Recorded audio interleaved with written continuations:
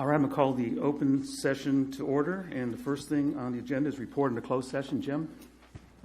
The board met with staff and legal counsel on the items under executive session. No action was taken. That requires disclosure under the Brown Act. Thank you. And if we can all stand for the Pledge of Allegiance. Mr. John Kersey, would you lead us, please?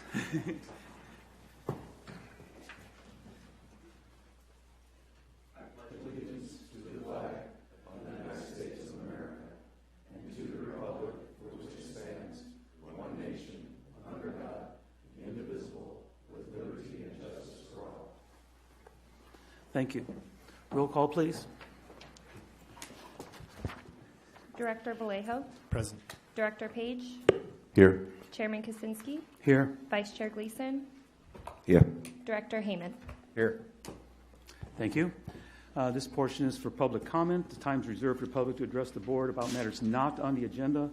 No action will be taken on non-agenda items unless authorized by law. Comments are limited to 3 minutes. Do I have any comments from the public, please?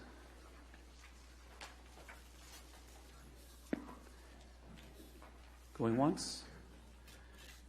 Would you please go to the podium? Thank you.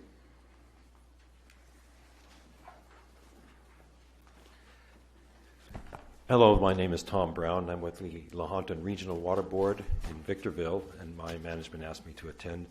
I have to do a little report on what happens today, and I was going to ask if I could photograph this group.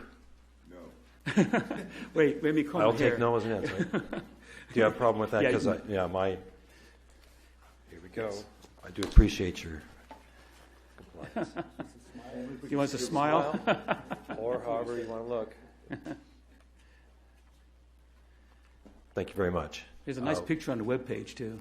I've seen you in it. And if you want to read what I wrote, it will appear as a EO, Executive Officer's item, which becomes public at the next board meeting.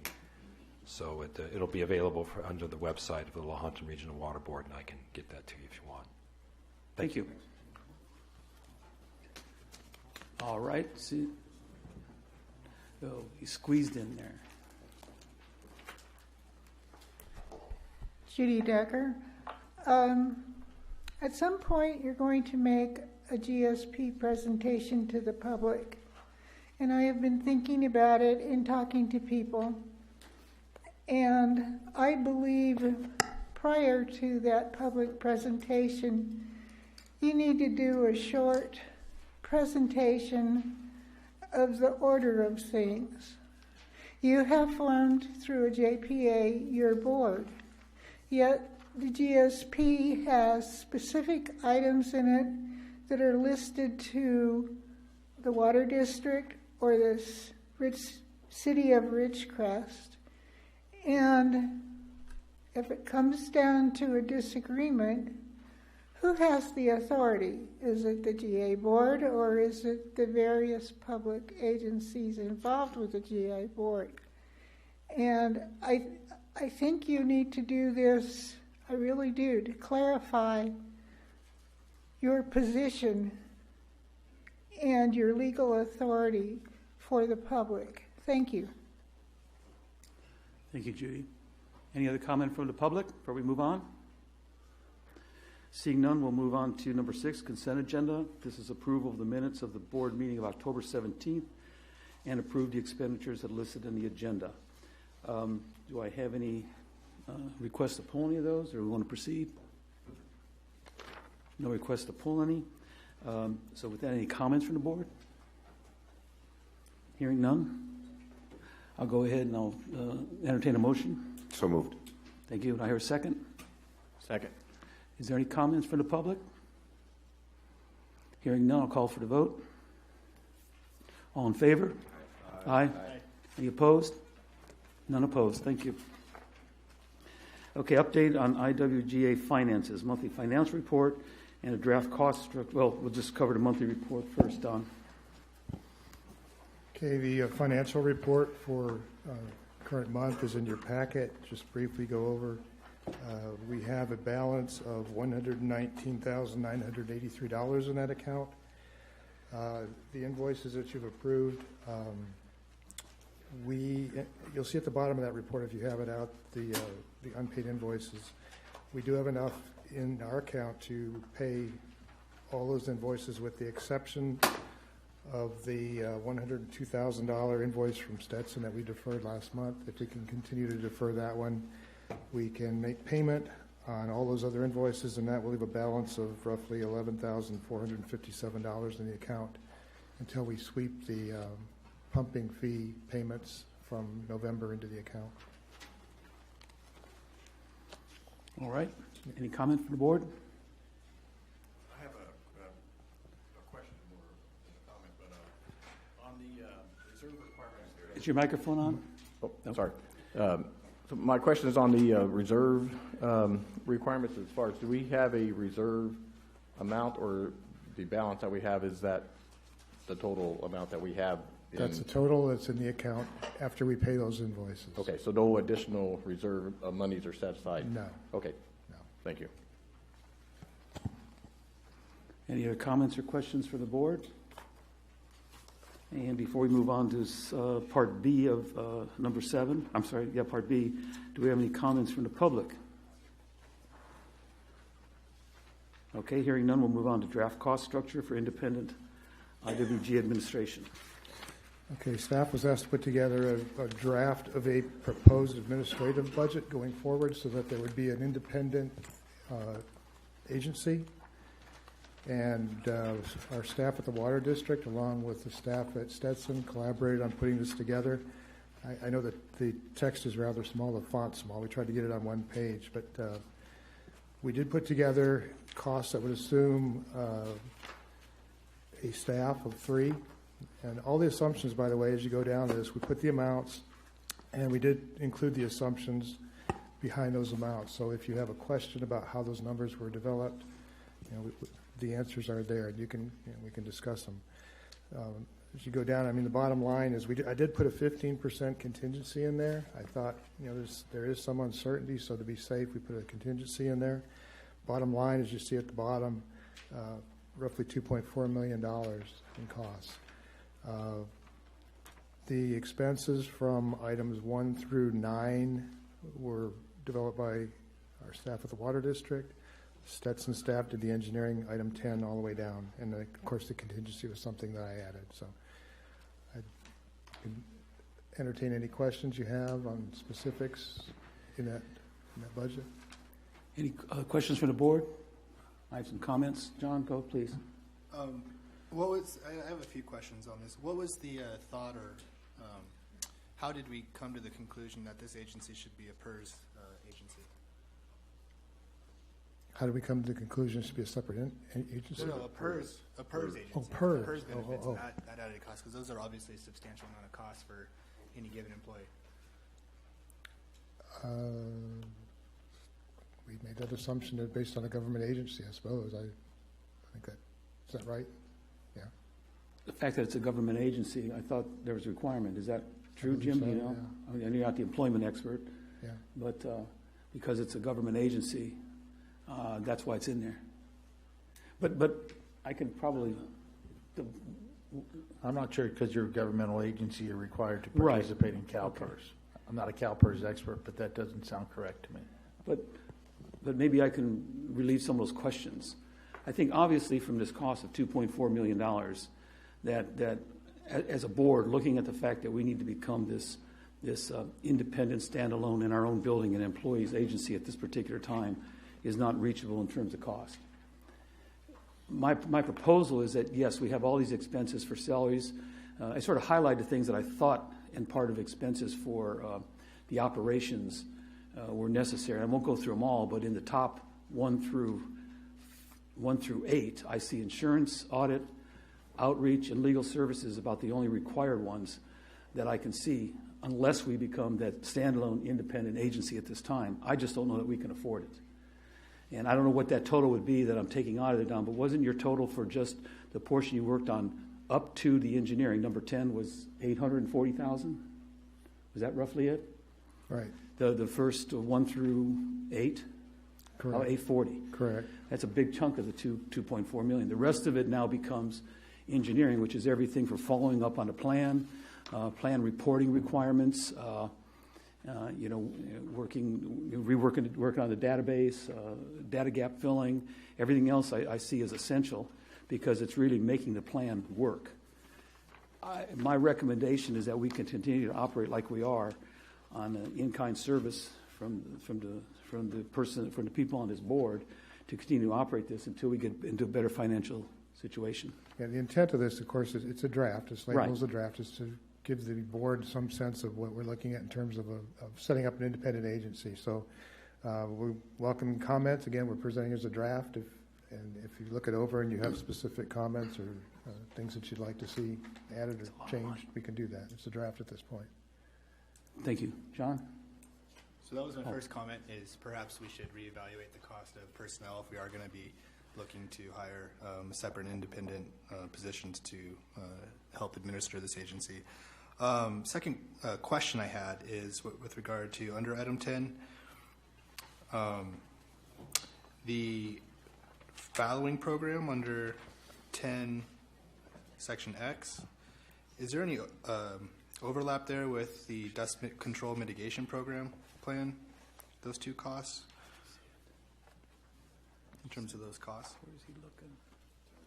Oh, I see it. Yeah, okay. Yeah.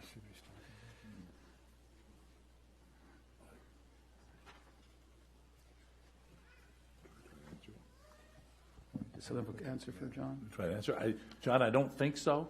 I mean, we did consider them separate. I think the fallowing program was really more of the administrative side to get it done, to actually implement a voluntary buyback fallowing, with the right name for it, to put that together and support the fallowing program itself. The dust mitigation would be a separate task and separate, at least we tried to estimate the budget that it would take to mitigate the dust impacts of doing that program. So they're kind of two different programs. One's administrative, one's actually mitigation. And they are estimates. I mean, these are just estimates. Next question I had, I see further down that line, I guess it's 18C. I see a line item for almost $150,000 for meeting and preparation engineering support. That's assuming, is the bulk of that cost from simply attending meetings of the GA, the TAC, and the PAC? And work surrounding those meetings. There's generally prep for them. We usually have team meetings before. We have communication with the staff afterward. We spent actually quite a bit more than this last year, so we've cut it way back. It assumes that we are going to, and I don't get out in front of folks, but that we're not going to have maybe as many PAC and TAC meetings. It still assumes we don't attend every PAC meetings, just the TAC meetings and the board meetings. Thank you. You bet. And I actually skipped one there under item X3, the technical reports, a $5,000 charge per report for 50 reports. Can you explain what's going into each one of those reports so I can understand better? Well, the discussion so far, and this is just so you know, in response to what you asked, what went into this. And again, we're not quite sure exactly what we're going to do, but the discussion that's has taken place so far involves the allocation process, where both non-de minimis pumpers, all non-de minimis pumpers, because the goal was, at least in the discussion, was to try to treat everybody the same. So it's all non-de minimis pumpers, to have them submit through an administrative process, have them submit information on pumping, documentation on their pumping, for that to be provided, then to have at least the opportunity for a public hearing where they can actually present if they'd like to, in addition to the written presentation. That information was intended to be provided to your water resources engineer, your water resources manager, and each non-de minimis pumper would receive. We would produce a technical report around what was provided and what our interpretation is and what our conclusions are for each non-de minimis pumper. That report would also be reviewed by the team staff and coordinated with the team staff and with legal counsel as appropriate for what goes into that report. I'm not sure about the process because we're getting ahead of ourselves on what all involved. We're just putting an estimate together. The process may include then some review with the person of the entity who submitted the report to make sure that our review and the data we've interpreted, everything's consistent, ultimately would be provided and presented to the board. There was some discussion about whether they would go through the TAC committee. We've had talks either way about whether they would go through TAC or not, or go straight to the board. But that's the process that we've envisioned. And the rough estimate would be, some reports are going to be fairly small. Others are going to be pretty extensive. So we just took an average and figured to pull a report together and get through the process of a technical report for each non-de minimis pumper, it'd be about 5,000 a report. That's how it was put together. Are those one-time reports, or are those every year we're going to One-time reports. This is for allocation. This is essentially I don't want to use words that are inappropriate, but for our purposes. You can stop there. You said it's a one-time. So. Okay. Yeah. Thanks. John, you have anything else? Bob, Director Page has a question. Yeah, I mean, given that we're just in draft phase here, and there's tons of things to question and comment on, I think, given the scope of the cost here, I'll stop there and look for this to be developed a little further before we give more input on any details. Thank you. Bob? Yeah, my basic question is this draft administrative budget adds up to just over $2.4 million for the year of 2020.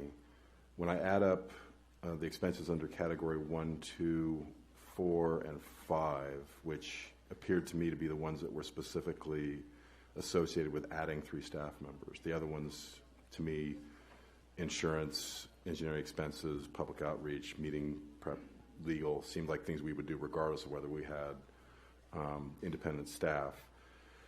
Those categories 1, 2, 4, and 5 add up to just under 500. It was like 483,000. Our next agenda item in the budget for 2020 shows expenses in 2020 totaling $1.27 million for 2020. So I'm wondering what additional engineering, maybe when this it may be coming back, you could highlight what maybe was added in these other areas that isn't in what the budget we're going to be asked to approve in item 8. Don, can I say something? Bob, are you looking at the pro forma for up to 2020 for the payment of pre-GSP and comparing that to this proposed draft budget for operations? Yeah, because I assume that pro forma is the budget we're being asked to approve. As I understand, correct me if I'm wrong, Don, the pro forma strictly covers GSP development costs. This budget amount of money is not in that pro forma. This is not included in that. That's what I pro forma, thought. right. Okay. Okay, so I think when we get to 8, then I'm going to ask what we're actually approving. When we get to 8, are we not approving a budget? We're just giving direction about whether or not to increase the fee. Is that all we're being asked to do in 8 then? I think you're going to be asked, we're presenting 4 scenarios, and there's staff recommendation on the one scenario. And based on the board's decision on that scenario, that would be accepted as the budget. And the assumption is that this 2020 proposed administrative budget is something that the GA cannot afford right now, so this isn't even factored into that. No, I get that. But as I said when I started, when I factored out all the stuff that was associated with adding 3 staff members, and I was left with engineering, legal, auditing service, public outreach, that added up to a lot more than 1.271. So what I'm curious is in this draft, what was being added that's not going to be in the budget that we're going to adopt? None of this is included in the pro forma.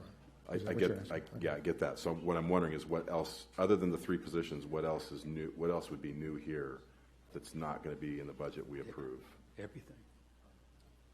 I think that's due clarification, because I've heard even from the public who've seen some of this stuff that what we have here in the pro forma and what we're asking to look at to pay for the development of the GSP does not include these numbers.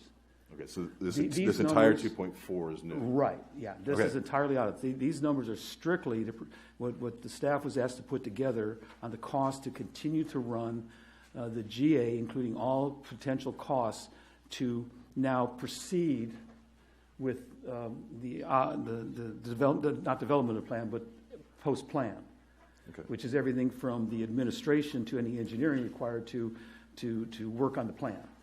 So this isn't in the pro forma. Okay, so all these engineering things are all in New. addition to what's in the pro forma in Right. the budget. And a bit So of right now, if we approve the budget, none of this engineering work will Right, happen. and the clarification too, so people know how this came about, is basically the staff at the water district worked on the expenses up to the engineering portion, and correct me if I'm wrong, Steve, and then Steve and his group provided the engineering portion of it, and the legal portion of it did it come from Jim Markman and Jim Worth? How did we get to the legal portion? From Jim Markman's comment, Okay. yes. All right, from Jim Markman. Okay, so basically there were three inputs on the engineering, administration, and legal, and that's how this was put together. But to remind everybody, this is strictly the proposal for what a budget would look like to continue to operate the GA post-GSP for the first year. Okay. Correct. Yes, did you have a comment? So like I said, this is a draft, and I think that some input should come from the board one way or another to the staff about what they feel about what should be included in this. Again, I think we need to be lean as possible for at least 2020, maybe 2021, and one way to attain that is to continue to operate our administration like we are now.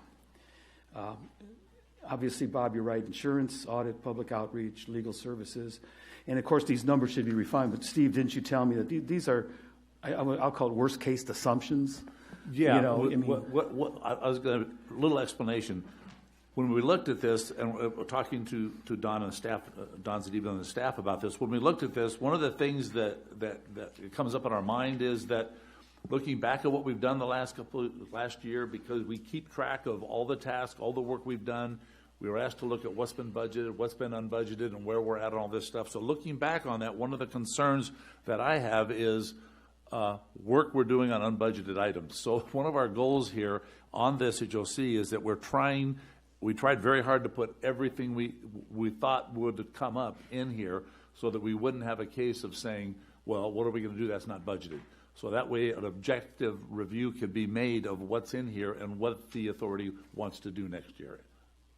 And I, for one, appreciate it. I know a lot of work has gone into this, and the level of detail is sort of more than I expected this particular time, but well done. But it does need work. Yes. We know that. Yeah, and input. And of course, my concern is it sort of ties in with Director Page, is that we have a pro forma that we're going to be looking at here about how we're going to pay for all the pre-GSP, for the GSP, and then we're looking at this budget. So, then it comes down to how we're going to pay for all this, because even if you were to take off, Director Page, you came up about $450,000 for those things that if we operated as we do now in terms of administration, roughly. When I added up the items number 1, 2, 4, and 5, so Right. I skipped over the audit, I think, or insurance or something. That came out to $483,864. So it brings the estimated budget, until we look closer at it, to around 1.9 million, right? Roughly. If we were to elect to proceed operating administration like we are now. Right, without adding these other Right. engineering things Right. that are in this draft. Yeah, and I'm thinking that it still needs some work over there. So I'll ask for any other comments from the board, if we have what kind of direction we want to give the staff and continue. I have one comment. Does that budget account for legal challenges, and if so, how are we budgeting for that? Is there a fund, or is that something that's going to be addressed later? For legal challenges, Right, that we're going to be presented with in the. the assumption for for legal fees came from Jim Markman. That's all that's included in there. I mean, we can't foresee. That's our best guess at this point. So the one item line where it says legal fees Yeah. is what we're currently sitting at for it. Yeah. 8B is a number that came from Jim Markman that he stated. Okay. And maybe to help a little bit on that, a lot of Jim's time and money he spent so far has been trying to work through the allocation process. Unless there's a lot of work left on that, what's left to be supporting the authority on potential litigation and stuff. So I would say it's mostly for that purpose. So that implementation of GSP under legal, that is sort of that portion of working through that. Okay. Thank you. Any other comments from the board before I turn it over to the public for comments? Anything else, Don?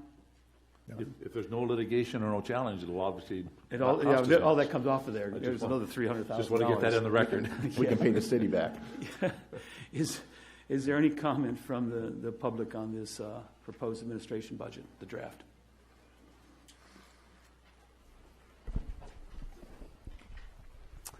Hi, Alan Christensen with the County of Kern. Just some perspective. Kern County belongs to another agency, GSA in Cuyama. They have similar discussions going on. They use but money's tight. They don't have. They don't want to assess anybody more than they have to. Cuyama uses a private management firm, and they're contracted. They're employees, but they're not public employees, so they save on pension costs. They much of the work is done out of back at their home office in Sacramento. They come out for meetings that they have to come out for. Their budget is a little over $1 million a year. That includes, and I'm not saying that's comparable, but it's bare bones. I mean, they just cut it down. They have proposed out of their most recent budget to eliminate committee meetings because they just couldn't afford them anymore. And so that's the reality of some, because of the travel and so on and so forth. Also, I want to remind you that probably a year and a half ago, you had received some responses from at least one, maybe two private management companies. We had done a general manager recruitment. We had a job description. So that work had been done, and a decision was made not to move on that. So, I'd have to go back and look at their proposal and what was included in their proposal to compare with what budget was proposed by Stetson and the Water District. So, but there may be some other opportunities to trim back. Sometimes when you have discussions with these companies, they can give you options about how to save money. They're very good at that. So, just some thoughts. You're not implying that we look at that same company for the engineering part, the Stetson part? I didn't say that. Okay. No. All right. No. Thank you. They have at least in Cuyama, they have a general manager who has water experience, but they have a private engineering firm just like you would have. Right. You have Stetson, and they use, and that person manages the contract with the Stetson equivalent. One last question. Financial as well? They do all the finances? Or is that They do. They do all the finances. All right. They do all the public meetings. They do agendas. Okay. They do everything. I think I ought to get that information. You're part of staff. Thank you.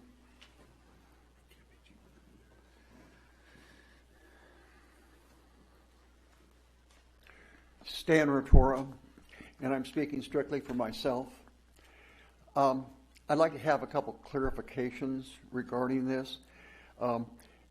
First of all, am I correct that we're assuming that this is just one part of a three-part budget? In the past, we've sort of assumed, I believe, that we have an admin budget, and then we have a GSP budget that is strictly for the development of the GSP, and then we're going to have a separate projects budget. Is that still the correct assumption to make? My understanding is we have the pre-GSP, which is the pro forma. Then we have the post-GSP, which is administration, including all the engineering involved with following up the continuation of the performance of the GSP. And you're right, when it comes down to projects, you're going to start seeing budget projects. Or for budgets for projects. But at this particular point, this is just operating the GA and continuing on with the plan. What are we going to do in the plan? How are we going to move ahead with that? Everything involved with it. And correct me if I'm wrong, Steve, then we would eventually come out of it with now we have a budget for whatever the projects may be. Yeah. And that would grow out of the engineering that's in here. Yeah. Okay. I guess I would suggest that maybe the distinction between the admin and the GSP is not totally clear, at least in my mind, and I think based upon some of the discussion I've heard this morning, that it's not clear to everybody on the board as well. The second clarification I was hoping you could give me is there's a caveat or a qualification in the bottom of the page that says that these numbers assume continuing / increasing GA support from the Indian Wells Valley Water District. Can you explain why that caveat is there and what's the justification for that caveat? Oh, I'm not sure who answered, Don or Steve. if that came, that's probably mine because it's at the bottom of ours. It actually it matches some of the notes on. I don't know if the notes came out on the draft that we've got. Some of the side notes we've got clarifications, but basically what it was is as we went through this, every place we tried to take a shot that every place we thought. Sorry, Lauren and April, but everywhere we thought that they might be able to do more than we're doing right now and cut our costs down, we tried to reduce that and then noted in that item to say it assumes that we would provide minimal or moderate or some level of lower support to the GA staff, and the GA staff would do more work. That's what so it's a general one at the bottom, but we've also done it. I don't know if it's on your copy, but on mine it is. On individual items, we've identified which ones that applies to also. Okay. I guess to my knowledge, there's been no discussion in the Water District about increasing the support to the GA. So I guess my feeling is, depending upon what order of magnitude you're looking at here, you might want to have a budget both with and without assuming increased, because from a quantitative standpoint, it's not very clear. Thank you. Stan, did you get the note part of this budget? Did that come out? Because I can identify those for you real quick. Yeah. Well registration. If you had actually basically, there are things we're doing already. Right. Mostly well registration, production reports. Very minor amount of money are in those areas. Yeah. So there are things we're doing already. I think just actually continue. We'll just continue. Well, that was not clear from. Yeah. I don't know if you had to know what is on here. All right. Thank you. Donna Hawker, Association of Realtors Office. Norman is not here. He's out of town, so I'm just gathering some information. What is the plan to fund this budget, this proposed budget? We'll be talking about that. Stay tuned. Yeah. Today? Okay. All right. Thank you.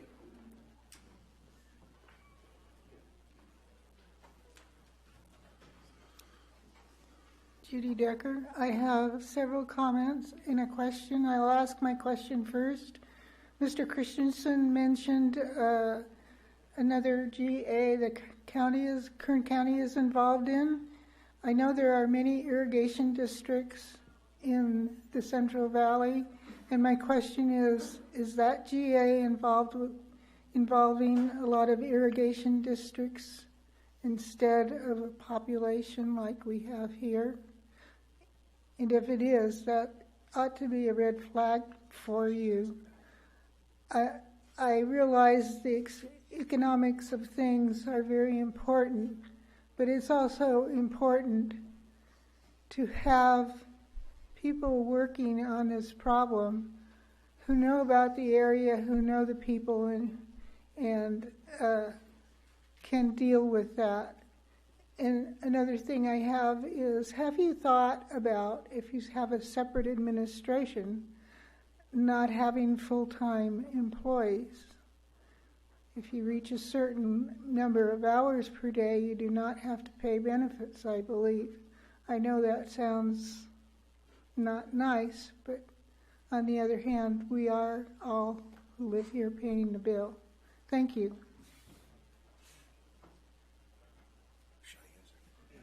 Yeah, you please do. Thanks, Judy. I'm not sure I really understood your question about the county and the difference between the work we're doing with Kiama and the work we're doing here. Alan's here, will be able to give you details. I don't understand the physical characteristics of Kiama or how many people are there. But as far as, is that Alan here, maybe clear it up? Maybe you guys can talk side by. You don't need to do this for us, everybody. The only issue is if it's a district that has a lot of irrigation districts that provide water to agriculture as opposed to cities, you have a less complicated situation. You also have less people with their livelihoods to deal with. Right. That's the issue. Right. And I know some of the water districts over there solely serve as irrigation districts with imported water. That was it. Thank you, Judy. Cuyama's not exactly like here. It doesn't have a base, but there's no irrigation districts. Pretty simple, straightforward administration. Fewer population, but it's relatively. It's not the southern San Joaquin Valley where there's irrigation districts. So it's further over the hill. It's and it's a separate. Yeah. Morning, Derek Hoffman, attorney for Meadowbrook. I appreciate the questions that were asked earlier about the numbers that we're looking at, because there are a number of questions I have as well, but just looking at this together, just to confirm, we're still talking about item 7, right? Okay, the reason I ask is that there's an item in the budget, or excuse me, in the agenda that says 2020 proposed administration budget, which I think is the spreadsheet you all have been looking at and asking questions about, but as was pointed out earlier, it's not clear how those figures tie into the staff report that's been prepared for item 8, which is identified as the review and approval of the 2020 IWV GA budget. So there's some disconnect there. It's not. I'm having a hard time following where the numbers go from the 2020 proposed administration budget document, which is the spreadsheet, which is presumably part of 7A or B, and item 8 and the staff report there, which seems to focus heavily on increasing the pumping fees. So I'll reserve my comments on item 8 for the next agenda item, but I'm just observing that it's very difficult to follow the connection between the numbers that have been proposed for the 2020 budget and the item that's presented in staff item number 8. Thank you. I admit it. The way it's maybe here in the agenda, it might be a bit confusing, but as I understand it, what we're discussing here is this proposal, this draft. What's going to be in item 8 is call it GSP development cost and closing those out, how we're going to pay for them.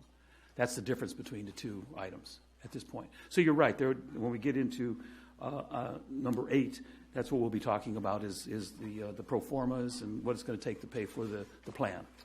This is not part of that. This is a proposal that's coming up of it could be added to that. It may not be added to that. It depends on what the board directs the staff to do. I appreciate that, but just as a follow-up, recall that even the $30 fee currently was based upon, at some point, some type of budget that included costs similar to what we see in the detailed list that's provided under item 7. So it's hard to follow the line items into the numbers, and the $30 or $75 or whatever the number is, those are meant to recover costs that presumably include administration expenses, which are part of what we see detailed in the 2020 proposed administration budget. I don't want to discuss number 8 yet, but we can talk about that okay, then. Thank you. Don, so are you looking for further direction on this? I assume you are. Where to head with it? Well, again, it's being presented as a draft. It's the first cut. We were requested to put together what having an independent groundwater authority staff would entail, and that's what this was intended to do. Again, assumptions are on there. There could be changes. I understand what Mr. Christensen presented. We're looking for feedback. This is not the 2020 budget per se. It's just, in theory, if we went with an independent organization for the year of 2020, what would that cost? Right. But cost we will definitely be incurring in 2020 sometime after the approval of the GSP is at least all the engineering costs as proposed here. Is that right? I mean, we have to do something with the GSP once it's out there, including follow-up and reports and everything else. Yeah, and in the pro forma is for developing the GSP. Right. So, yes. I understand that. So, and that's where the confusion comes in, I'm sure, to the public as well. Okay. All right. What do you? I'm not sure what you're listening to there, but yeah. So, and that is a confusing part, is the performers we're talking about, and I don't know how many times or how many ways I can say it. It's all everything up to the payment and final payment for everything to develop the GSP. To develop the GSP. This is not part in those performa yet. Right. If the board was to say, hey, we agree with this, then you're going to have to add this into that performer to see how we're going to pay for it. But it may fall under a different category of how it's paid for and what's required under law. So I'm asking, do you need any other direction on this? You heard my comments that I feel that at least for 2020 that we need to operate administration like we are now. That doesn't mean we should not look at what Ellen is proposing, but to me, any money spent there that we don't have to spend is not a savings. In other words, we need to be very frugal in how we put this budget together and cut everywhere we possibly can. But however, I agree with Steve that cutting on engineering costs and managing the other additional grants and everything that involves with implementing the GSP, the most we can do with those numbers is maybe zero in on a better number. And that's it. So that's just my input on it. Where you take that as the staff is entirely up to you. Any other comments from the board before we move on? Any questions, Don? Do you? Yeah. Just would welcome any comments you have on the draft. Yeah, I would hope that you get any questions or comments. Big picture comment. Can you hear me? I would suggest that we look at, and if again we'd have to assume there's a willingness on the part of the water district, look at housing a more dedicated person from the water district staff to cover overhead items and see what that roll-up cost would be to provide a part-time dedicated administrative person from through the water district to this agency. See what that cost would look like so that we could avoid a lot of the additional, at that point, redundant costs of internet and separate office space, phones, etc. See if we can reduce costs in that regard. It's obviously the water district is currently taking a lot of that burden, and the proposal from the water district representative today is to continue to take that burden. So perhaps there's a more efficient way to do that in a manner that doesn't overburden your work plate specifically. So I would, big picture, want to know if there's an option in that regard.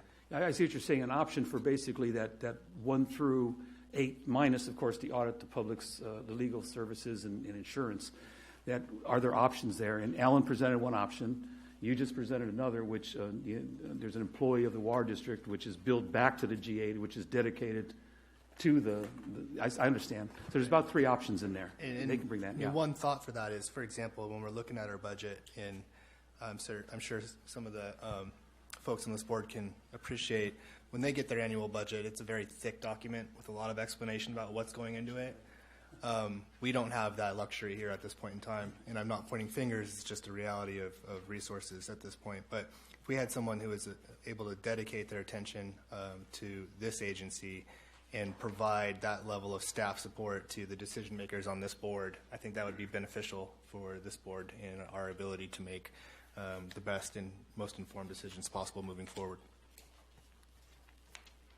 Please do, Director. Thanks. Appreciate it. I appreciate the point. I understand the context within which you presented it. It is a very 30,000-foot look at the possibilities of costs that would be incurred as we migrate from a in-kind support type organization to an independent organization.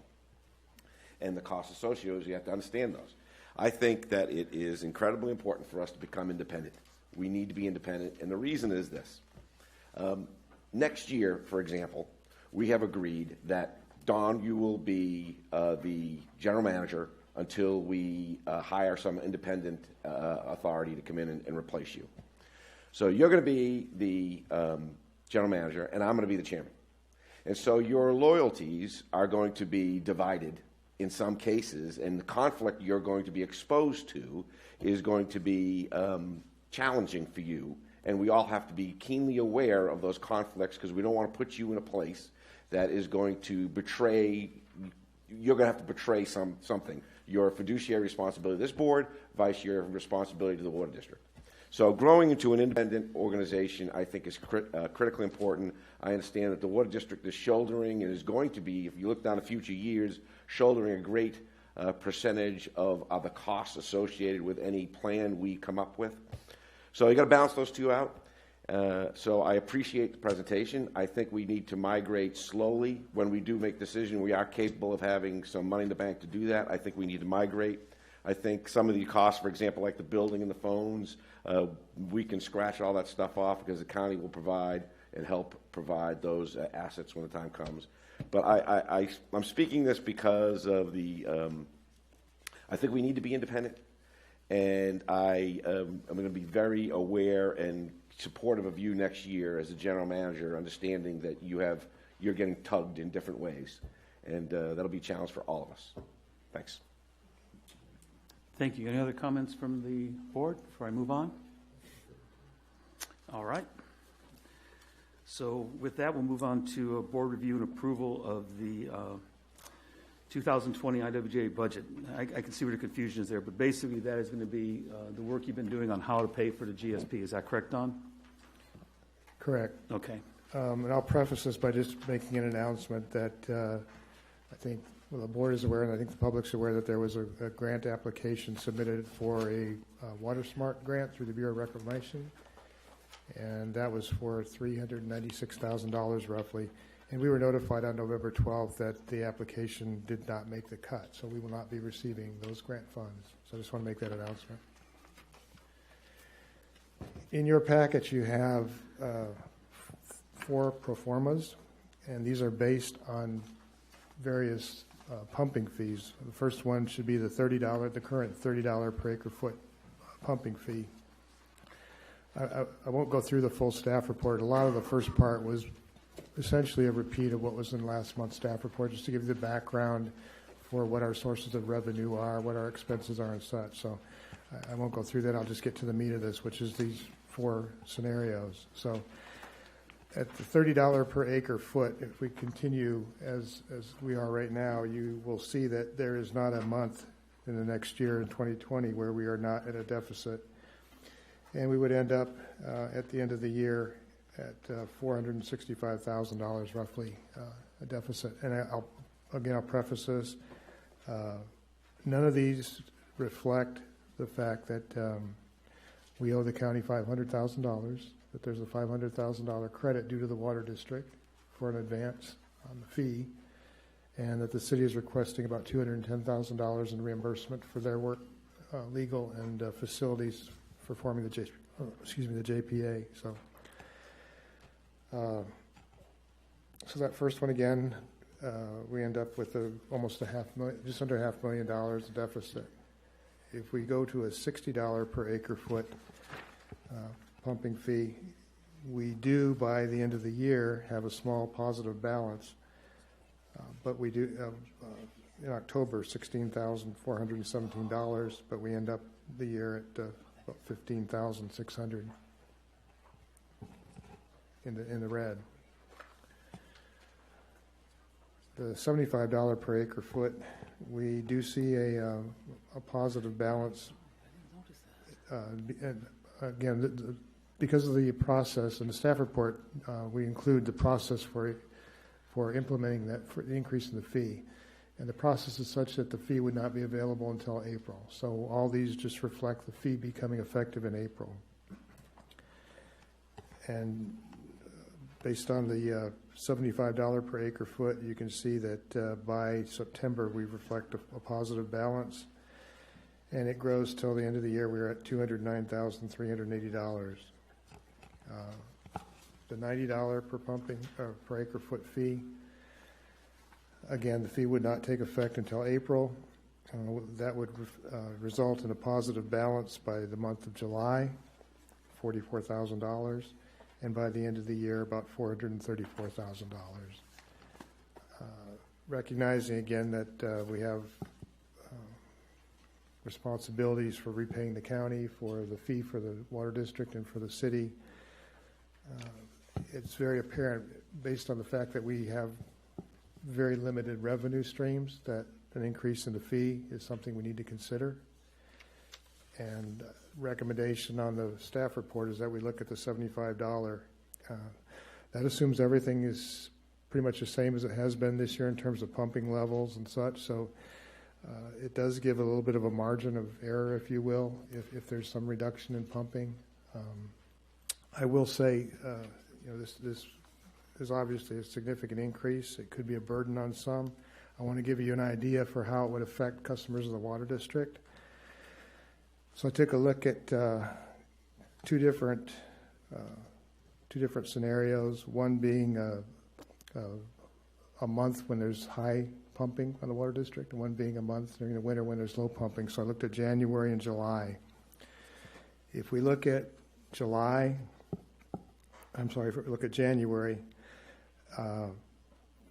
we have 11,895 current 3/4 inch meter accounts. Those are residential accounts. The average for that month, the average customer used 8.8 cubic feet. At the $30 per acre foot fee, that they're currently being charged 7 cents per 100 cubic feet, so it equates to 62 cents of additional charge on their bill per month. If the fee is increased to $75 with that same 8.8 cubic feet, that would equate to a fee of about 17.5 cents per 100 cubic feet. So we'd see an increase from 62 cents on the average residential customer bill to $1.54. During the summer month of July, using July as an example, the average use per residential customer, 3/4 inch meter again, is 1,700 cubic feet. So at the $30 fee, again, 7 cents, that's the current charge to our customers. It's $1.19 on their bill. Going to $75, again, it's be about 17.5 cents per 100 cubic feet. It would go from $1.19 to $2.97 per month. So again, that's a typical high peak pumping and during the summer and low pumping during the winter. So we're looking at during the winter months roughly an increase to about $1.54 from 62 cents, and during the summer from $1.19 to $2.97 on the average residential customer bill.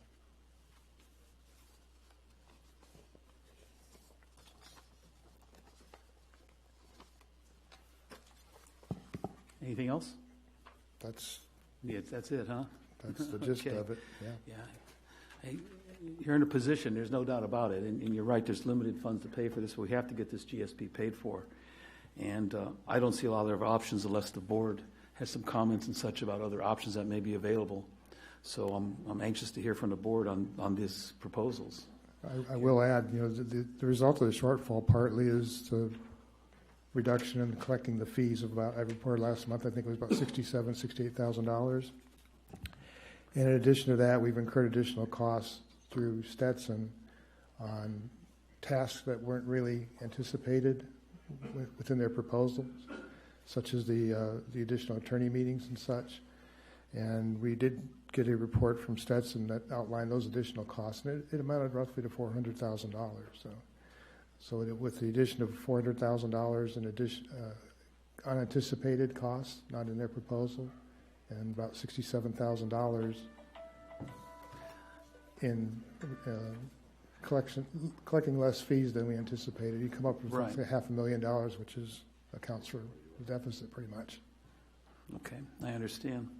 And I have to say this about the fees. I know those were based on the numbers the cooperative collected, and those were voluntarily reported. I'm not saying people were voluntarily reporting anything incorrectly, but some of them were probably estimates and not dead on. So using that, and then of course it was based on the proposed expenditures at that time, which obviously has changed right. a great deal. So I'm looking for comments and directions from the board on this one, please. Okay, you want to hear it public first? All right, let's open it to public first. Comments?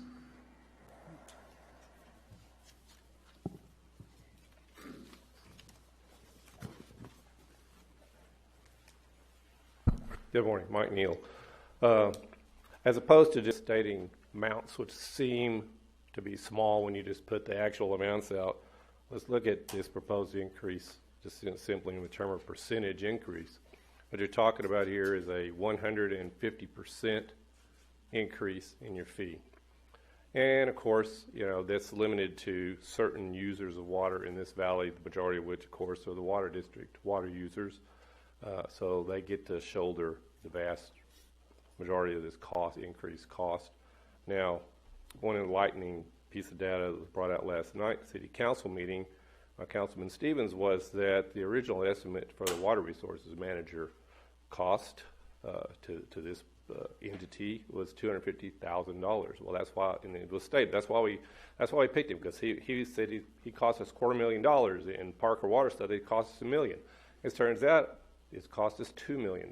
Well, when you see an agency estimate costs and then it comes out that that estimate was 1/10 almost of what it actually is, it makes you wonder all the other costs that are being thrown out to the public, which are huge actually, how close are they going to be? And, why couldn't reality be discovered earlier on so that you could get your costs right up front instead of going along and putting a fee on people? It's almost, like the salesman approach, I guess. We charge you a little to start with, and it's, we underestimate, we got to charge you some more. Well, it does not help people in this valley to have confidence in what's going on here when you're this far off in your cost, in your estimates, and, then having to jump their fees 150%. I'd like to make a comment. Please do, Bob. Yeah, the belief that Stetson was going to only cost us 200 and whatever amount is a false belief. It was never something that we said from this dais. We received a cost proposal from 2 vendors for the water resources manager work. Stetson did provide a number in that range, but it was for very limited work. This board, in choosing Stetson, knew and stated they would be doing more work than that. This board never said that Stetson would only cost the number that you quoted. Never.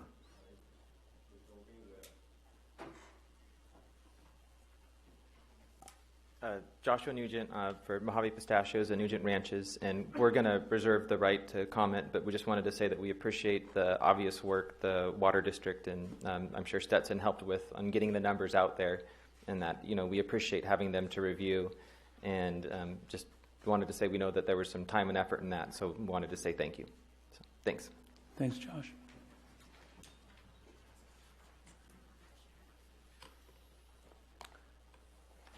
Judy Decker again. Everybody gets an Edison bill, and many people get a PG&E bill. Those rates go up on a regular, ongoing basis, and no one says anything about it. If you want to be a survivalist, you can live without electricity, and you can live without natural gas. But there's no living creature that can live without water. The problem of water in this valley has been ignored until 2015. Had it been addressed 30, 40 years ago, the cost would have been much less to implement a plan and to acquire the solution. Therefore, we are going to have to pay the cost of what it costs today, because that was not done. None of you were involved with that, so don't take on any guilt. We have to do what we have to do to go forward. And if it's $60 an acre foot or $90 an acre foot, that's the way it's going to be.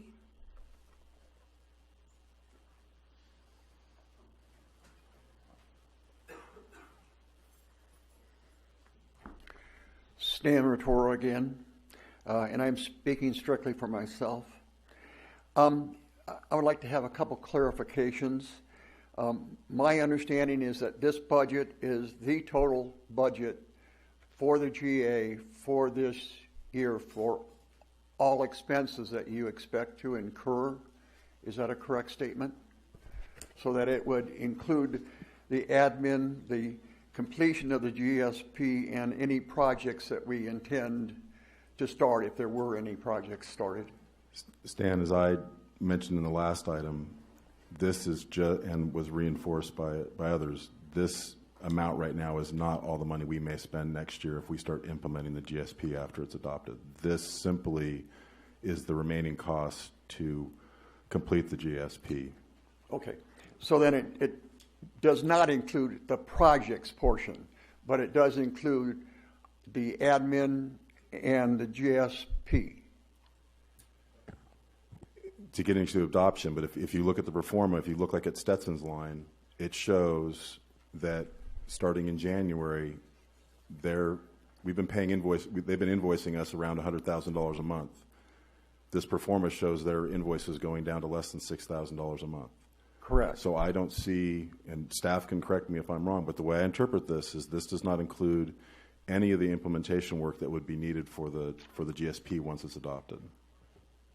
Okay, that's fair.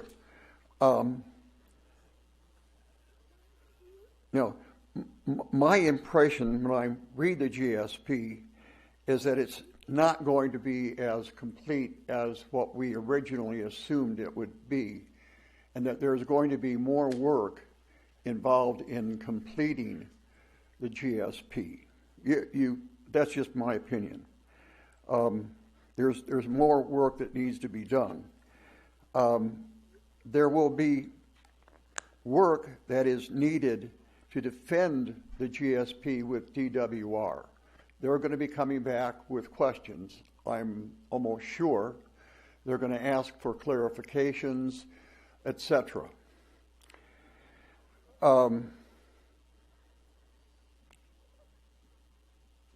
What I'm concerned about is that there are charges and expenses that are not included in here that we should be able to, at this point in time, understand, comprehend, and have an estimate of. And that those costs have not been included. And that there is, at this point in time, even though the $75 change to the fee would provide $209,000 in of a positive cash flow, there are things that we know need to be done that have not been included in this budget. And I think that the public deserves to know and understand so that we don't next year come up with $500 or $1 million in deficit. Be very, very clear of what this not only includes, but what it does not include, because I think there's quite a bit of work left to be done to finish the GSP. And what I'm talking about is the work that needs to be done after we hand it in to DWR and say we've got it approved, as well as defend that GSP to DWR. Thank you. I'll attempt the question I'll ask Steve. I see that part of this includes, and Bob, you touched on it, that you see that the bulk of their cost end for Stetson in January. I see February is $60,000, $35,000 through the end of the year. I would hope that includes, if questions come back and forth from DWR, I'm not sure what exactly that $35,000 includes, but my belief was that once that is submitted, that we might expect some bouncing back and forth with questions and such from the DWR. Is that correct? Yeah. That $35,000 per month starting in March? Yeah. I mean, that's what it's for. And in addition, the budget summary that we just looked at between admin and engineering, there's a line item there also. So there is some overlap on those, some consistency. But I realize that not everything that's in the estimated engineering budget that we just talked about, I realize it's not in the pro forma. But there is cost in there for us to coordinate with DWR on I guess that's the word I'm looking for, GSP. coordinate. Yeah, exactly. And also keep in mind that when we start putting together fees, there's a legal guideline of what those fees look like and what they can pay for. And all we're talking about here is paying for the GSP, nothing post-GSP. We got to be very clear on that. And my point is, there will be costs incurred by this group that are in addition to that, and if the expenses change but the revenue is fixed, we're going to have another deficit. So it needs to be clear, again, not only what is included but what is not included, so that we have some feel for where we might be. Thank you. Thank you. And Ron, Stan, I just wanted to apologize because I was looking at the wrong line. Ron gave you the better number for Stetson. It's not the 6,000 I said. I was looking at the legal fees. So I think the other point about this is that this is a pro forma to determine what the current pumping fee should be to pay for these GSP costs, because that pumping fee was established to pay for the development of the GSP. So I think that's why staff has crafted it this way. They're looking at Well, but I agree with you that this is not a complete budget for this authority. This is only a budget for what we're using the pumping fee revenue for. Yeah, and I guess my feeling is what the state law requires us to do is to have a complete budget for the year for all expenses. And I appreciate your clarification, because that kind of was a better way of couching it than what I did. Thank you very much. And one last comment I want to make. People need to understand that the $500,000 credit due to Indian Valley is my understanding that will come out of anything that's post-GSP fees, pumping fees. So it won't have to come out of. However, the reimbursement to the city and the county, $500,000, are part of what this needs to pay for, because those were all used to develop the GSP. Hello, Tom Brown with the Lahontan Regional Water Board. Mr. Zadiba, for the July estimate, how many 100 cubic feet average figure? What was the figure you used? Per household, per connection? For the water district customers? Yes. It was 17. 17. Yes. Thank you. I'm new to this. For paying for this group, does China Lake NAWS and Searles Valley Mineral, are they contributors, since they have many wells that pump in this valley? As far as the pumping fee? Yeah. Searles Valley Minerals does, the China Lake does not. China Lake does not. And the $400,000, I don't know if I would call it an overage or a outstanding invoice from Stetson. Over how many years did that take to accumulate? Do you know the answer to that? Anyone from Stetson? 17, so 2 years. 2 years? 2 years. 2 years. And will the public be allowed to see a detailed line item list of what adds up to that much money? There are invoices in every board agenda every month. So if they go through the board agenda packets on our website, they can see all of Stetson's invoices. So I can visit your website and see all you can go to our those website and see all that. And the other thing I want to clarify for you as well, the Navy's not paying the pumping fee. The Navy is contributing heavily to this project and the development of the GSP. They are providing in-kind support and work and assistance on this project. We're under SGMA, we're not allowed to regulate them, so we can't charge the fee to them. But they're providing plenty of support. We thank the Navy very much for that. No further questions. Thank you.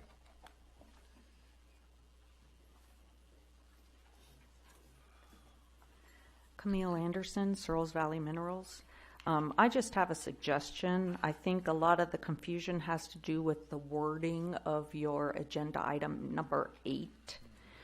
And instead of saying approval of the 2020 IWV GA budget, maybe you should say approval of the 2020 IWV GA GSP development budget. And that way we know that there's a further budget coming up. That's it. Good idea.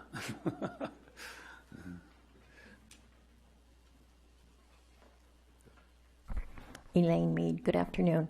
I'd like to ask Don a question, just a clarification. how did you develop your customer cost numbers? Did you take into consideration that some of the non-de minimis pumpers may not continue to pump next year, and that would lower the amount of revenue you receive from pumping fees? No, I believe I stated it's based on what's been the pumping that has occurred this year, and I did make a statement that 200,000 gives us a little bit of a cushion, so that if we don't replicate what we did this year, we would still have a positive balance by the end of the year. Okay, thank you.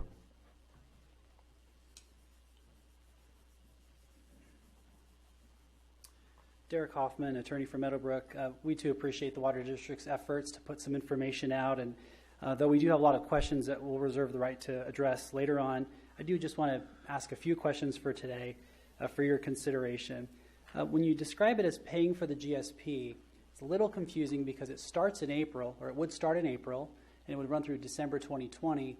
The GSP is due to be adopted in January, though, so there's a question: what exactly are we paying for? Just an observation, this is, I believe, already one of the most, if not the most expensive GSPs in the state, and it's worth noting that, and maybe looking at what other GSAs are doing and how they're paying for their costs. In fact, as I glanced at the State Water Resources Control Board fees, if they were to intervene, I believe their intervention fee is about $55. I'd have to verify that, but I'm seeing some heads shaking. I'm not sure why they're shaking, but the intervention fees are, I believe, close to what we're looking at here. I'm also wondering what the grant funding options are. Have those fully been considered? Prop 68 is out there. I'm not sure what the status of that is or how that would impact this. That's included? You're going to hear in a few Okay, minutes. very good. So just again, continue to look at grant funding opportunities. And then when you're looking at fees, of course, there's two major components. There's the numerator and the denominator, as you all know. Numerator being the cost, the denominator being apparently the pumping. And so I've talked about a little bit about some questions about the costs, what goes into the costs. But when it comes to the pumping, too, I'm curious what the forecast is. It refers to assuming pumping levels remain consistent with forecast. And I'm curious to know what the forecast is, what that refers to.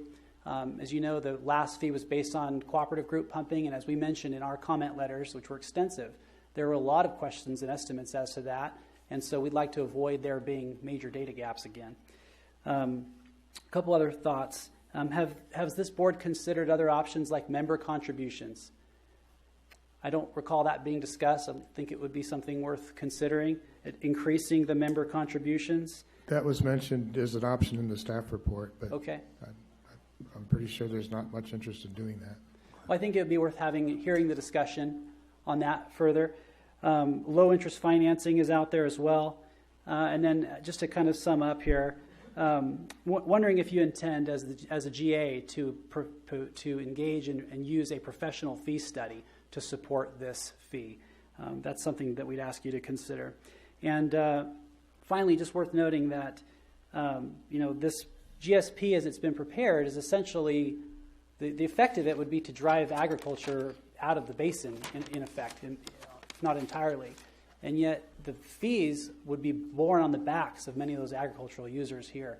Mr. Zadiba talked about the proportional increase to the ratepayers of $1 something change, but we're talking about hundreds of thousands of dollars on the agricultural community per year. And so I would suggest that before you move forward on any fee, especially any number, that you please come back with a more comprehensive report of options to consider, funding sources, and a more robust amount of data to consider. And I'm also wondering if there's still an ad hoc finance committee of the board that might look at this in more detail before it's presented to the full board. Thank you for your time.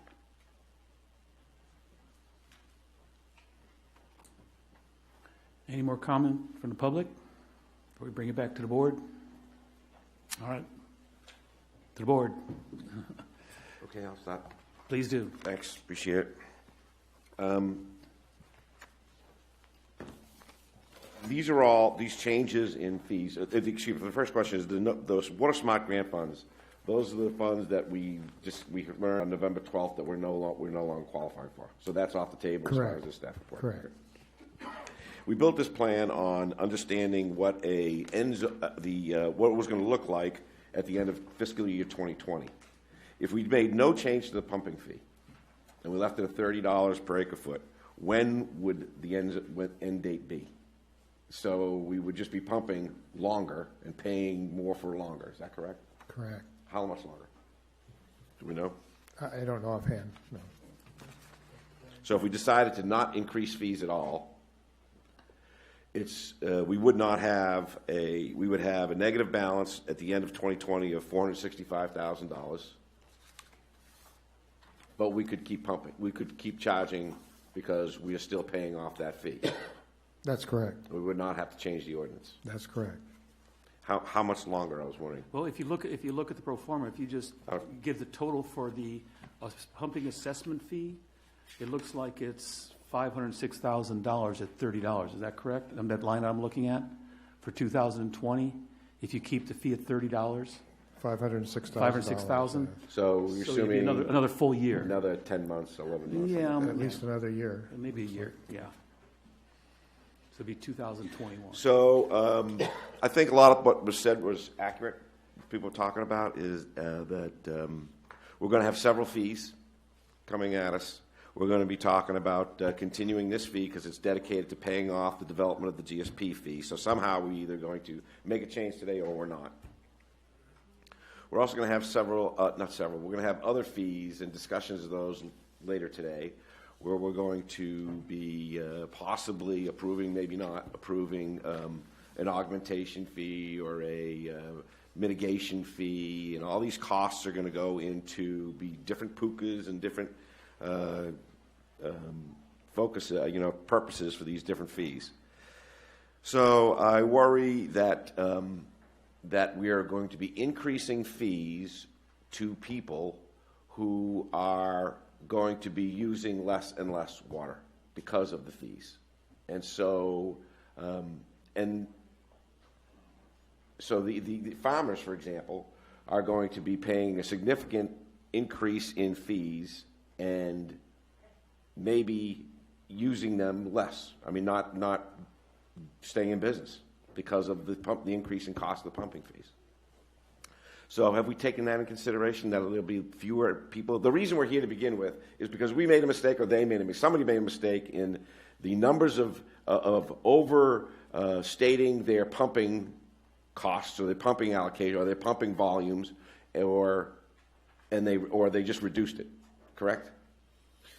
Correct. The original forecast for the pumping fees was based on hard data that we had from meters. That was submitted from the users. Yes. And some assumptions for those that did not have meters or did not report. We made assumptions on their production. That forecast was refined earlier this year when we found that the fees weren't coming in as we had projected. So we changed the forecast. And that changes what the pumping fees are based on the pro forma. And your recommendation is that we adjust pumping fees to $75 an acre foot, and that would leave us some margin of error at the end of $209,000 at the end of 2020.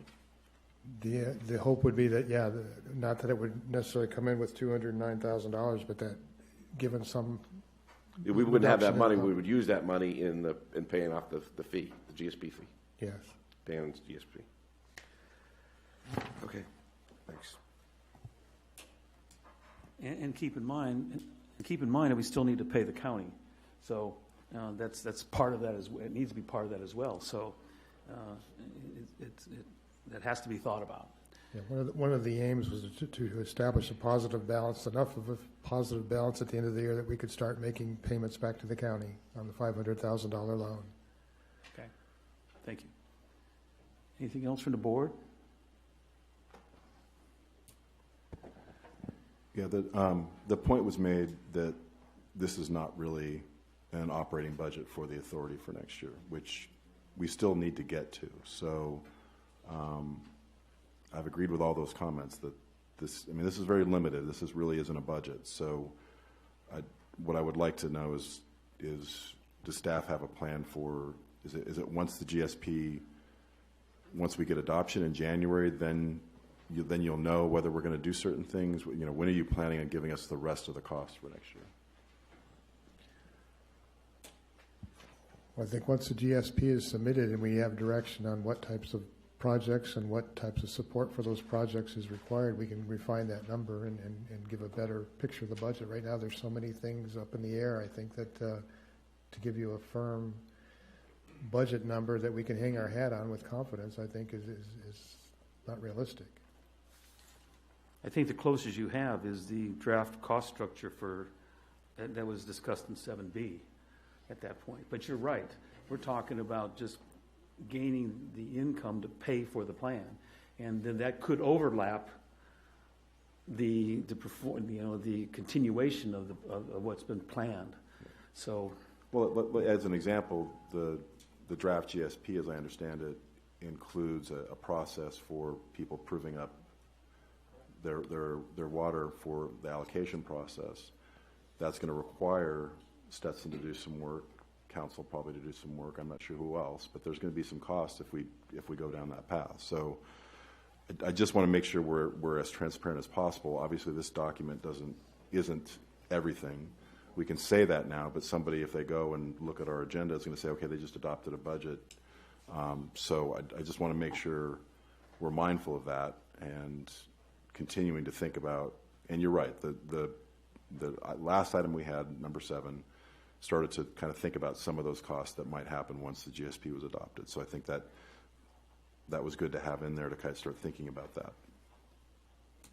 and you're right. If you were to add that proposal in with these numbers, they're going to increase the monthly expenses, obviously. But also keep in mind that the pool of money or the ordinance that is used to pay this under legal standards is for the development of the GSP. So you're right. That's a hurdle we need to come to about what happens next. Yeah, and I just want to clarify one thing is that because Mick talked about this a little bit in terms of when we thought the expenses for the GSP would be paid off. So I just want to make sure I'm reading this right. Right now, the staff's best guess, assuming that pumping continues under the trend it's had since we put this fee in place, that staff believes that by August or so of 2020, we'll have collected enough money if everything happens that way. Granted, if pumping goes down, it could take longer, but if we were to increase the fee to $75, to increase it 150%, that their best estimate is that we would be done paying off the cost of developing the GSP by about August, right? Yes. And I'm sorry, go ahead, Scott. Follow up on that in regards to the ratepayers. And so if that fee is implemented to be paying for the GSP, once the GSP is paid for, would that fee come back down?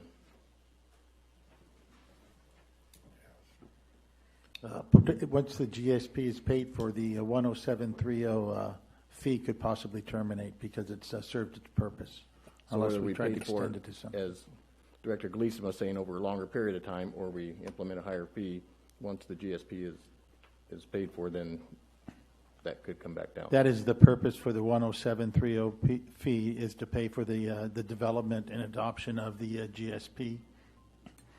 And keep in mind that we know that pretty much know that ordinance is going to be replaced by another one for post-GSP operations as well as possible projects.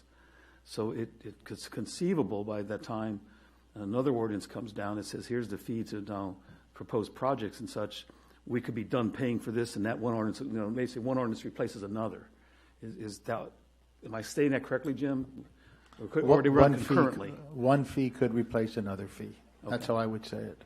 Thank you. So I just don't like this idea, and let me tell you why. I don't like it because the process involved in achieving it. We've got to go forward to the public to ask them to create a new ordinance. We have to have public hearings. We've got to do several things, and at the same time we're doing that, we're also going to be having conversations about other fees that are critically important to the success of this plan. So I would personally rather not raise the pumping fee, keep it at 30, and take an extra year to pay that plan off, and work diligently to get the augmentation fee and or the mitigation fee passed, or whether there's 2 or 1 fee there. I think those are infinitely more important and directed towards a more important consideration for us, like buying water, fallowing program, and other things, developing plans for projects that are critically important. We must get those fees in place, and we must get them in place as soon as possible. And I don't want to see this fee adjustment interfere with those decisions. And so what you're proposing is just let this run as it is through 2021, correct? And but the downside of that is you could conceivably have 2 ordinances in place. This one here paying for this, and potentially another ordinance in place which is paying for post GSP. Is that what? Yeah. I think definitely we're going to have more than one ordinance in place. Okay. Has the Policy Advisory Committee taken a look at fees at any point? Is the Policy Advisory Committee interested in taking a look at fees at any point? Run away. Yeah, I'm sorry, I didn't hear the first part of the question. The question was, has the Policy Advisory Committee taken a look at fees at any point? I think we discussed it early on when it was considered, but that's been quite a while ago. So no, we haven't looked at fees. I expected, I don't know that we've had this discussion in the committee itself, but I expected in looking at, responding to a question that Supervisor Gleason asked a couple months ago, what do we expect for future tasking for the PAC? And I expected that to be a part of them, including management actions under the GSP, priorities to be taken, policy considerations for relationship of the fees. So, yes, in the future, but I don't think we were ever specifically asked to consider this fee. And if so, discussions about it would have occurred, back in the time frame we adopted it, but not since then. Any other? That's all I have for the moment. Okay.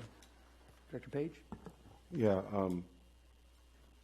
Our general manager, Don, had given the public and us an understanding of how increasing this pumping fee by 150% would impact water district customers, to show the magnitude of that. But the other part of this coin in terms of magnitude is, how is that going to impact some of the major other pumpers, some of the ag interests, Searles Valley Minerals, to increase their fee by 150%.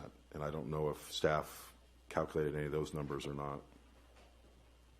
No.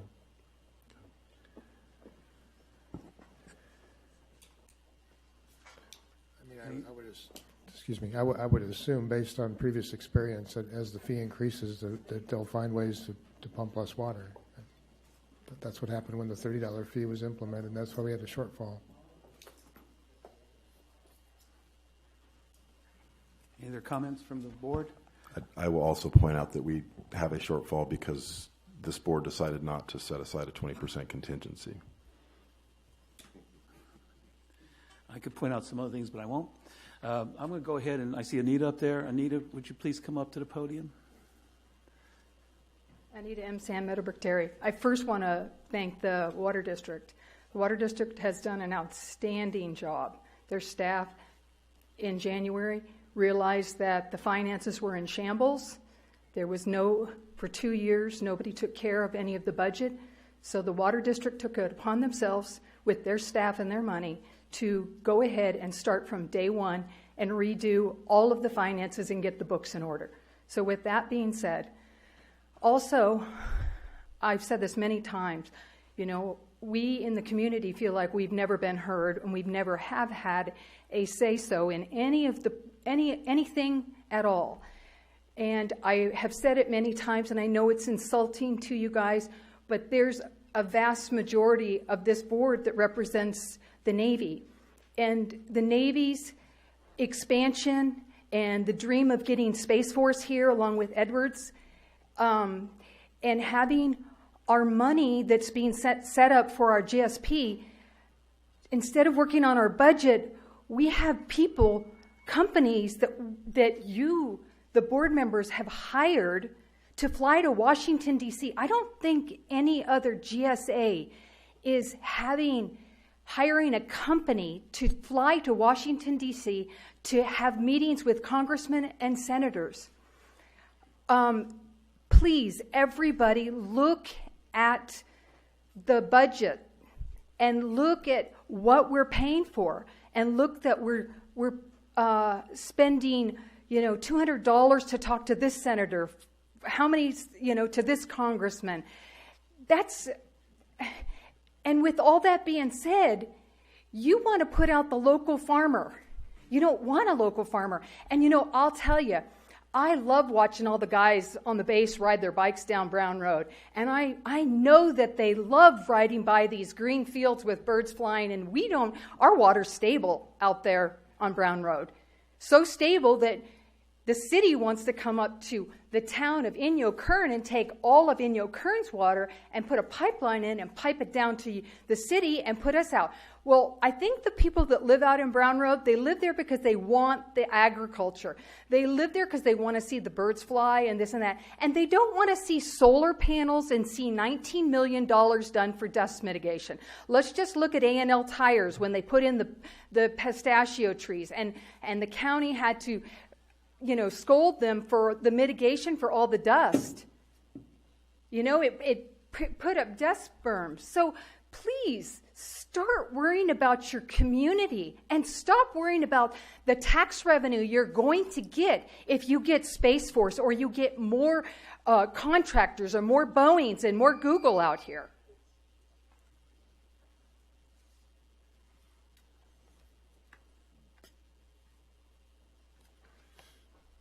Stan Rotora, again speaking for myself. I thought I heard a comment a couple minutes ago that we would have paid off the GSP by August if we raise the fee from $30 to $75.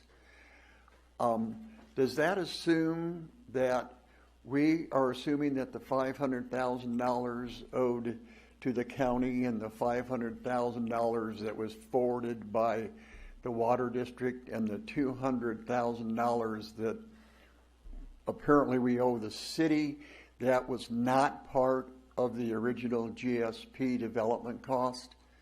I want to make sure that we understand what costs are really included in the GSP development, because I've always been under the understanding that that money was spent as part of the GSP development, and getting down to zero in terms of cash flow still puts us $1.2 million in the red, and we need to pay that off as well. And at $30 an acre foot, I think we would be well past 2021 to get that paid off.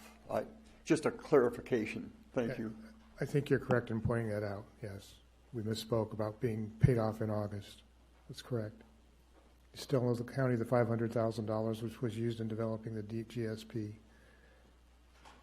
But keep in mind, the agreement between the GA and the water district was that that particular $500 will not come out of, it'll come out of post-GSP pumping fees. Post-GSP fees, correct. So instead of the 1-point-something million Stan came up with, it's really the 500,000 plus this, basically 700,000 between the city and the county.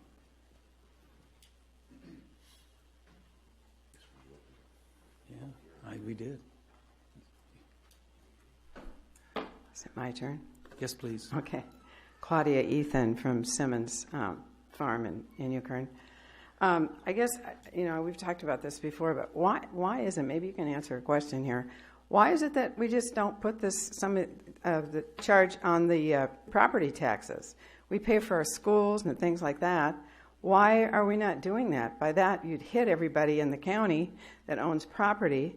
I mean, I know where I lived before, we had 2 or 3 water charges each time we got our taxes.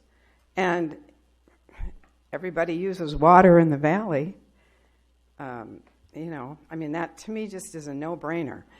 My other thought is, I know we've heard that we have, 800 or 900 wells that I guess some are identified and some aren't, but living in Inyokern, believe me, out there in the country, there are so many wells, and there's so much stuff growing, and there's, people use water. If you could charge a flat fee, that's 900 wells, I think that could add up. But it just seems like we're saying, the farmers are getting slammed here. I mean, beyond any kind of comprehension. It's just putting us out of business, yes. So we're trying to pay the fee to put us out of business. So that's the bottom line.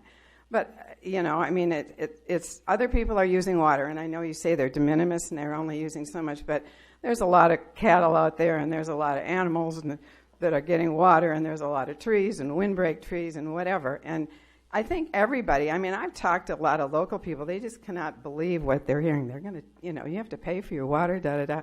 But I think when it gets right down to it, they're sympathetic, and I think they're willing. if it's reasonable and you communicate with them in a reasonable way, I think everybody, like Judy said, you're willing to pay for water. It's something we all need to live. So, I don't know. I know you're working really hard. Don DeZiva has done a great job. So, whatever can happen, I try something. I'm just thinking of whatever. Thank you. I want to thank you for your comments. I'm going to close the public comment section for the second time. And just a quick answer, I believe there will be some discussion about possible parcel fees and things like that later on. So I'm not sure where we're headed with that. That's a legal issue of what funds can pay for what. So it'll all be looked at. Do I hear anything else from the board? Bob? Yeah, I just wanted to make one comment. There was a statement made that our budget and our books were in shambles before the Water District took over that responsibility. I would agree the Water District has done an outstanding job, but I would also state that I believe the other two agencies, the county and the city, who had it for a year each, or the county had a little bit longer than a year, they both also did a good job. It's been an evolution of how it's been presented and an evolution of what the board wanted to see in terms of cash flow and our budgets, and we're continuing to evolve on this. So I don't agree that it's fair to say that the agencies who had this responsibility before the Water District did not do a good job. I think they did. Thank you. With that, Don, I guess what you're looking for is direction where we want to head with this, right? Well, yeah, the recommendation was to begin the process to increase the fee, so we need a decision on that. And whatever decision is made on that will play into, obviously, a budget for next year, I think. So we need to have direction on what you want to do with the pumping fee. Do I have any more questions or concerns with the board? I think what you're looking for is some kind of Jim, are we looking for if we agree to keep the fee where it is, there's actually nothing to be done, correct? But if we agree to direct the staff to proceed with what's required to increase the fee, then we need a vote? That's correct. If you were wanting to increase the fee, I would be looking for is consensus to start that process, start to prepare the data package that's required, which is the basis for the increase. I'm trying to figure out what budget you would adopt, honestly. I don't think there is one at this point. No, we're talking the fee here just to pay for the plan. And then obviously when it comes to post-plan, we're really looking at an additional fee or ordinance of some kind. The last comment I want to make is if the amount of money that's going to be spent, all really what happens is by going to 2021, it's basically the same amount of money that's going to be paid by pumping. It's just going to be drawn out like any kind of a plan, extended payment plan, if that's what you want to call it. My concern with that is, there's bills to pay, there will be bills coming in, and we're going to be constantly in the situation for the next year of holding back, and holding back.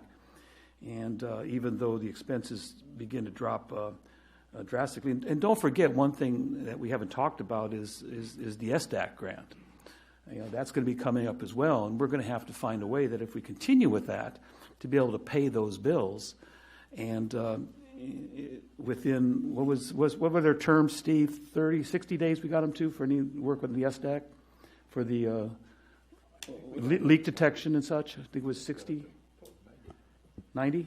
How long they have to pay after Yeah, the... how long, what were the terms, did they increase their terms to 90 We days? gave them, there's a 90-day grace period, and then the penalty starts Then with fee. daily. So that needs to be kept in mind as well, because I just glanced at the cost for SDAC of $48,000, roughly $49,000 a month starting in February if we proceed with it. And we have to keep that in mind as well. So what will happen, and I'm still undecided on where we're headed with the fee, but if we decided to keep the fee at $30, then we run the risk of not being able to perform SDAC, all those programs as well. So we need to keep that in mind when we give staff direction on where to proceed. Yes, Bob? Yeah, and I know our next item is to get a presentation on this, but I was wondering if I could just get a quick preview on any post-GSP fees. When would be the earliest that those would become effective? Can you answer that question, Keith? I know you're doing a presentation. You'll be telling us that. Why don't we save that for the next section? Because we're going to talk at the end about the schedule for such things. I get that, but in terms of if I'm trying to make a decision about whether or not I increase our current fee or keep it where it is and let it go on for an additional year, I kind of need to know when the other fees will start overlapping with it. The current plan is to have the GSP begin to be implemented in July of next year. So presumably the additional fees would need to be in place by that point, no later than that point. Thank you. Answer your question? Yes. Okay. No easy answer. That's for sure. Scott, do you have something you would like to say? Anything? Well, whether we pay for it, in the long haul or on the shorter term, we're under budget. Yeah. And the bottom line is we need to get our finances up in order.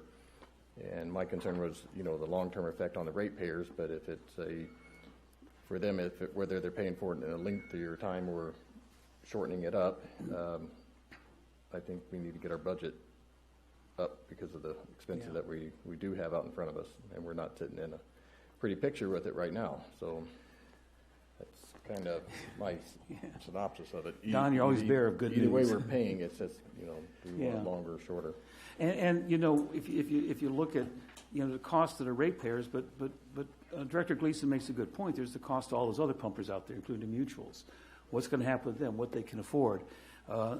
I don't know whether I think, Don, you mentioned maybe some type of I won't call it a payment plan, but deferring or something like that is there's other possibilities to look at. But what I fear is exactly what Director Heyman is saying, is that we continue to kick this particular can down the road, and where does it get us in the end? I mean, basically you're paying the same amount of money, you're just extending the amount of time you pay it. I don't like the idea of the increase, but because of the question Bob just asked, that we could be looking at June or July or so for another ordinance possibly in place, we have to take that into account as well. So I am honestly undecided on this particular one. Mr. Chairman, I'm not undecided. I think that I would like to, I recognize the value in increasing the fee. I think it's critical we pay it off. I would really like to pay it off in a timely fashion. Extending it is not in our best interest. However, understanding the fact that we are faced, the timing of this issue is critical. We have an ordinance that we're going to hear about here shortly. It is absolutely pivotal to the success of our GSP and pivotal to the success of our ability to achieve our sustainment goals. So I believe that needs to be primary. We need to focus on that, get that one through, and after we get that done, if we can revisit this issue in a couple months or somewhere down the road, I think we should do that. But right now, I am all in favor of continuing this issue until we get resolution on these other issues that are more emphatic for us. Director? Question, what costs will we incur if we begin the process? Obviously, we're going to have to adopt an ordinance to change the fee. Am I mistaken about that? If the board directed staff to change the amount of the fee, we would commence the process of starting to compile the information and the basis for the increase, and which would become part of the data package, which is really what the entire increase in the fee would be based on. Thanks. And I'm mostly just trying to clarify for folks who are listening in. If we went forward with the recommended action today, the fee wouldn't increase today, right? It would not. Even if we started today, I think the best scenario would be April 1st. I believe that's what's in the staff report. Thanks. Do we have any sense of what the cost would be to bring us to the beginning line of actually adopting an ordinance, like for staff costs? How much money, if we decided at the end of today to move forward, but at the end of tomorrow when the fee actually comes up for adoption of an ordinance to not move forward with that ordinance, how much money are we going to be spending on that process? Correct me if I'm wrong, Don, it's basically in-kind service. We'll continue with the legal staff? And most would be in-kind services. I suspect that there would be some, we'd have to confer with Stetson in some regard. Heather was very instrumental in helping us go through the first time in terms of preparing some of the information needed for the package. Okay, because Mick, or Supervisor Gleason, I completely understand your logic here. And I think it is maybe I'm not sure which way this decision should fall, with the extension or the immediate ramp up. And I'm not sure what the cost would look like for ratepayers when we now add the additional fee. If we ramp it up now and then that fee actually goes away quicker, are we just going to be replacing one with the other? Is that better than overlapping one fee that's lower with a bigger one that goes on for longer? There's things that I think are really important to talk through. And we haven't even heard from the PAC on whether this is a good idea to ramp it up now or to extend it out further. My leaning at this point is to go with the recommended action because we still have the ability to say we don't want to increase the fee when it comes back to us next time. And I think that will allow us to at least prepare for the possibility of setting this fee if that really is the right policy decision for this board. And it wouldn't unduly delay us if that is the right decision. So I would suggest that maybe we move forward with the caveat that we are open-minded about whether to ultimately adopt this fee increase or not. And I would really like for the PAC to weigh in on that particular policy discussion. So, John, are you saying that let's push this to the PAC and let the PAC come back to us and give us their opinion on whether we should advance it or not? Concurrently with us moving forward to possibly establish or adopt, have the first reading of the ordinance after we hear back from the PAC. I don't want to delay our ability to adopt the ordinance, but I do want to consider whether this is a good policy or not, the immediate increase or the long-term extension. So to clarify, what you're saying is proceed with the mechanics of getting the ordinance ready. We have the option to do it or not do it, but at least the work is taking place so we're prepared. And that can intertwine with what's going to happen with the presentation today and any additional ordinances. That's what I'm saying. So just for clarity, and so what I think I'm hearing is instead of any kind of board action today, you're talking about direction to staff to come back with a proposal. Yes. It's not quite what I'm saying. I mean, the recommendation is that staff authorize the board, the recommendation of staff that the board authorize staff to begin the process of implementing an increase of the pumping fee. So that's where I am, and move forward with that process, which will not delay our ability to actually implement the fee with the timeline we're currently considering. And also, we still have time to consider whether this is a good policy at the end of the day or not, to ramp up the fee or to just extend it. And it gives time for the PAC to discuss it as well. And Jim, just one quick question. There's nothing in this particular ordinance that we're talking about that requires an extension of time on the ordinance. Was there a deadline on the ordinance? Could it continue until the continue until the GSP is paid off? Okay, that's an important question. Okay. Mr. Chairman? Yes. Keith, maybe you can help me with this. Is the proposal that I'm hearing going to cause us to be sitting here in January or February at one meeting having to make decisions on passing ordinances that are going to be the GSP addition and implementation fee at the same time, or not? We have a schedule that has the fees being considered at a meeting separate from adopting the GSP. So we staff would have to think about, and when I say fees, I mean the fees I'm about to talk about if we ever get there. So as far as these fees are concerned, we would have to talk with staff about when it would be appropriate to bring it back, whether it makes sense to do it as part of the same discussion of the post-GSP fees, or do we do it first? It seems like you want it kind of bundled together because they all kind of go together, right, in a sense? Actually, no, I don't. I want to have a conversation about the augmentation fee. I think that is absolutely key to our success, and we have to guarantee success of that. And I don't want this to interfere with that. Well, I guess when I say go together, I mean when you're adopting a new fee, you're certainly going to consider whatever your current level of fees are and what those are going to pay. So if you're going to change that, I mean, it might make sense to bring it together as different items, but kind of to be talked about at the same time. Okay. If that's what the direction is. That's fine.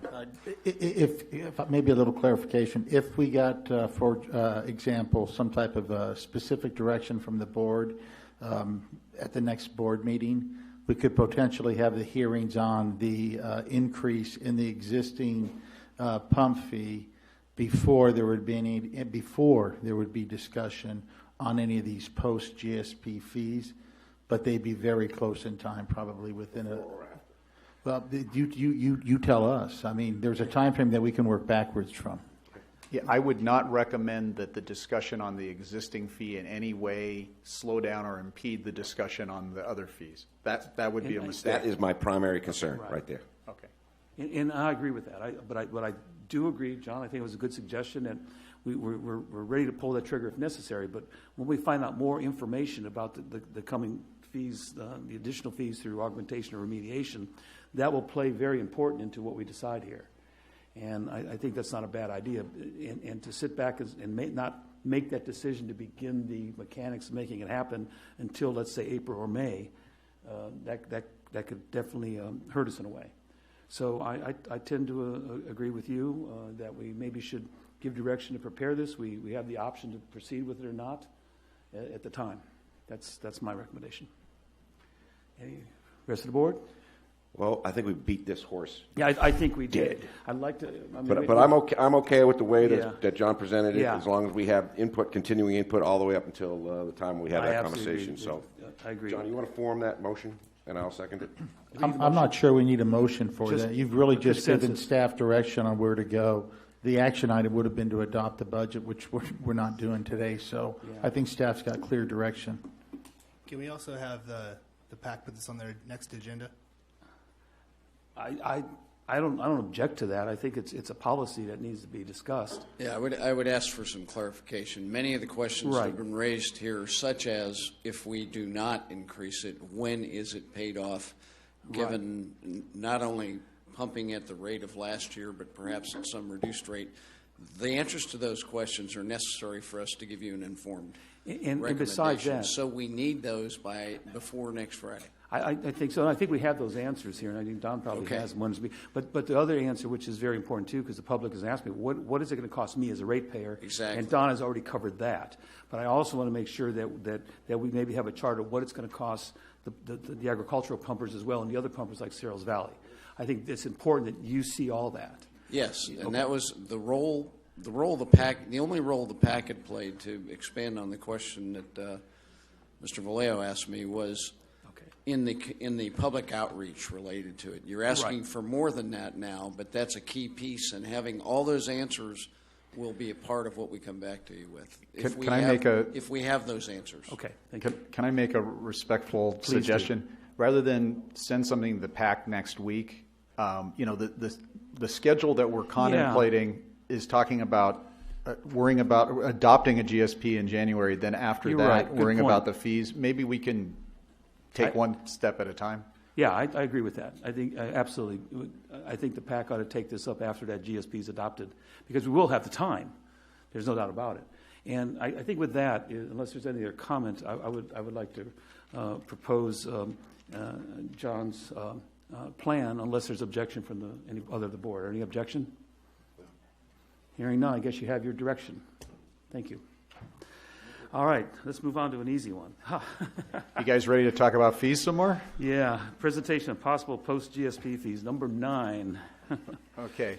I don't know if I've got the clicker for that. I guess I don't. Do you have the...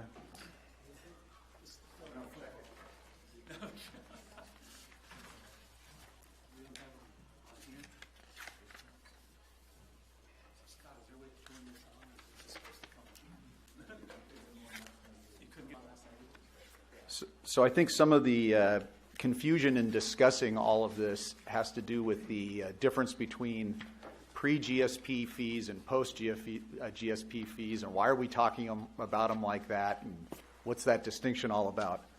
The reason that we're talking about it like that and we have those distinctions is that there's two separate code sections that talk about how the board can adopt fees. One of them is 10.730, and the second one is 10.730.2. The first one talks about fees before you adopt the GSP. The second one talks about fees after you adopt the GSP.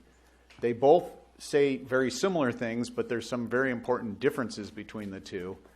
The reason for those differences are sometimes a bit mysterious. And so we're going to, the main difference between the two, I guess, or one of the principal differences for your purposes, is that when you're talking about the kinds of costs that you can recover from the fees, when you're talking about the post-GSP fees, it includes projects to implement the GSP. And when you're talking about the pre-GSP fees, it includes the costs, obviously the cost of preparing the GSP. The interesting thing is that both those provisions include other things like that we've been talking about, including administration, for example, and also implementing the GSP actually, or enforcing the GSP, is actually included as a pre-GSP fee item that's possible. So I'm going to focus for this discussion only on the post-GSP fees, the 0.2 fees, I'll call them. But just be aware of that distinction, I guess. I should also say that it is also the case that the JPA has the authority to impose fees based on other provisions of the law besides SGMA, based on the common powers of the public entities that make up the GSP. And but I'm not going to talk about those today either. But it's possible that there are other potential ways of generating revenue based on your sort of common powers. So for purposes of today, we're going to focus on 0.2. You've got it up there behind you. I'm not going to read it to you because we're going to break this down right now piece by piece, but that's the entire section. So the first part of 0.2 talks about generally speaking, what is the fee and what can you collect it, what can you use the fee to pay for? So the first important point is that the 0.2 fee is an extraction fee, meaning you're assessing it against people who draw groundwater out of the ground. It's not against non-pumpers, for example. It has to be against pumpers, to answer a question I think that was asked earlier. The fee can be used to pay for pretty much anything that you guys do. It's there's a bullet point list there that's listed off. It's administration. There's a catch-all at the end, which basically just says, and anything else you need to do that's necessary or convenient for implementing the GSP. So good news, I guess, is that you can do things that are convenient but not necessary. So anyway, but that's the list of things. It's pretty much your entire operation. So in terms of the form of the fee, you can collect money based on a fixed basis or a volumetric basis. So the distinction there is if you've got certain fixed costs like administration and overhead, those costs are often assessed per connection or per user on a fixed basis, meaning you just take the total amount you've got, divide it up by the number of users, and they pay that same amount each month. You can also do it instead on a volumetric basis. That means that it's based on the amount of water produced. You currently, obviously everyone understands that the fee you have in place currently is a volumetric fee. I just lost my PowerPoint, but the volumetric fee can be based on a tiered system, which includes potentially inclining block rates, meaning the unit cost of the water could increase based on the amount of water produced. The other things it says that you can consider when setting the fee is when the production began and also the impacts of the production on the basin. That's not on the slide, but that's also included in the statute. So those are the things that you're allowed to take into consideration or use as a basis for setting the fee. Now, the other important distinction between the pre-GSP fees and the post-GSP fees is that the post-GSP fees are subject to Prop 218. And not the entire totality of Prop 218, but simply the procedural requirements for property-based water fees and also some of the limitations on how you set the fee. So I'm going to look at each of those in turn. So regarding the procedural aspects of the fee, Prop 218 requires, as many of you are aware, that you're going to have a public hearing before you adopt the fee. You're required to send out a special notice to the owners of each of the parcels that will be affected by the fee, and that notice has to contain certain information. You have to give those parcels or those owners 45 days before your hearing to have received the notice and consider it. And then you have a hearing, and because you're doing this by ordinance, then the fee becomes effective 30 days later. So one important distinction here procedurally between this fee and the last fee you did is that this requires additional notice, and there's also additional cost because presumably you're sending out notice to, I guess, the owner of every parcel in the valley, so that's a lot of notices.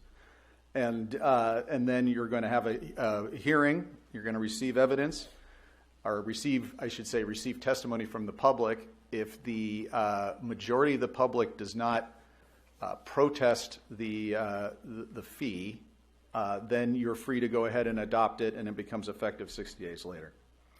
The other part of 218 that is very important when you're thinking about this fee, and again, different than the last one we adopted, is that it incorporates the rules for 218 fees regarding how those fees are assessed against each parcel. And these rules include that the fee, I lost my thing again. Where are we? There we go. The fees can't exceed the cost of providing service, to each parcel. In other words, the fee to each parcel has to equal the cost of providing the service to the parcel. It's a more particularized standard as opposed to the fees standard generally, which is kind of collectively the cost of service has to make sense, among all of the people receiving the service. Here, it's on an individualized basis. So that means that you're going to have to be a little bit more precise when you're thinking about how you set each of these fees and how it impacts each parcel. And again, the fees can't exceed the proportional cost. I mentioned that. They can't be imposed for a service that's not used or available to the parcel. They can't be imposed for general government services, but that's probably not an issue here. And the parcels have to have benefited from the service. So you've got to think about each item that you're collecting money for, how that benefits each parcel, and whether or not the fee is appropriate then for that class of pumper. We've got highlighted here along those lines some case law. So there has been a lot of legal authority on this idea of special benefit and what does it actually mean with regards to these fees. Not all of it is consistent with each other, so sometimes reasonable lawyers may differ on some of the details, but special benefit to the parcel means a particular and distinct benefit as opposed to general benefits. Sort of general enhancement of property value isn't a special benefit. You have to be more specific than that. You have to separate the general benefits out from the specific benefits when you're considering the value to the parcel. So with that in mind, staff has considered, when we're looking at the GSP and what will need to be funded, we can see sort of three separate categories of activity that will need to be funded by fees. This is listed on the slide as listing off three separate fees. These don't have to be necessarily separate fees. They're really just three categories of topic that need to be funded by fees. The first is, we've been talking a lot about already today, is the general administration costs. Everybody understands what those are. So those are currently being funded by your existing fee, obviously, we've talked a lot about that. They could still theoretically continue to be funded by the existing fee because the statute allows for that, or we could convert it to a new fee using point 2. That's really a policy decision. I'm just pointing out that's a potential issue. Then the other two items, one is the remediation fee. This is what we're calling it, and what that means is we understand that if we operate under the GSP as intended, that we know that the water levels will continue to decline. That's sort of baked into the analysis for a while. And that means that shallower wells will be impacted adversely as a result of the expected function of the GSP. So that means that logically we would need to try to figure out some way of collecting money to mitigate that harm against those people that are going to be affected by the policy that we're adopting. And so that's sort of one category of costs that will need to get funded. The other one, and probably the most significant one on the list, is what we call the augmentation fee. So again, we know that if we adopt this GSP that's being proposed, that there will continue to be mining from the basin in perpetuity. In other words, we're sort of knowing that we have a need to draw out more water than the native recharge. So long term, the expectation is that we will need to get some kind of replacement water, some sort of project to fund that. You're all aware of that. We've been talking about it forever. This fee would be designed to collect the money necessary to do those projects. And we believe that each of these fees will need to be considered and assessed in some number at the time you adopt the GSP. All of those, you'll need to have pots of money set aside and growing for each of those items right from the beginning. And now, as far as the amount of the fees and how they affect different pumpers and who's assessed what, and we've had this transient pool concept. So is the transient pool being assessed all of this? And those are decisions that will be partially legal, because again, we have to look at it from a 218 analysis and make sure that the special benefits are being conferred on those particular payers. But it's also mainly a policy decision too, because there's a lot of questions about how much money do we collect now as opposed to later, and so on and so forth. So we mentioned earlier the schedule. So again, the way the GSP is set up, you're adopting the GSP in January, but you're not approving a transient pool or shares of the transient pool, and you're not approving the what are we calling them? The allocations until June. Once those items are reviewed and approved by the board, then you'll be in a position to start carrying out the terms of the GSP. At that point, we will need to have these fees in place. So sort of working backwards from there, I told you that it's going to take 60 days before the fee becomes effective. So we have a proposed schedule where we should be starting the process for these fee items probably in February. And then sometime 45 days later, we should have the hearing to adopt it. And then at that point, we will have these in place to move forward. So we need to move on these relatively soon. We don't have a proposal today about any of these items. This isn't the purpose of the discussion. Is not to start hashing through the details. I'm just trying to give you a heads up on where staff is going, and it's mainly just a long way of saying you're going to be getting proposals from staff, and we're going to get direction from you guys at some point very soon, probably as soon as next month. At least starting the process. And then, like I said, I know there's a lot of questions about public participation. Again, just to be clear, that's just starting the process. And of course, we're going to send out notice and have public hearings and do all of the other things that the law requires us to do before we adopt it. So with that in mind, any questions? Yes. Back to the slide that says post GSP fees about the general administration, remediation, augmentation. I would think that the general administration fee is something that Don and the staff have been working on already, the one we were talking about earlier. Correct. Okay. We've been talking a lot about that today. Yeah. And then, of course, there's remediation fees and augmentation fees. How well defined do those fees have to be in detail in order to move ahead with an ordinance to pay for them? I mean, what kind of detail do you need? Do you need to say, this is the project I need? When you say move ahead, you mean in order to impose yeah, how well?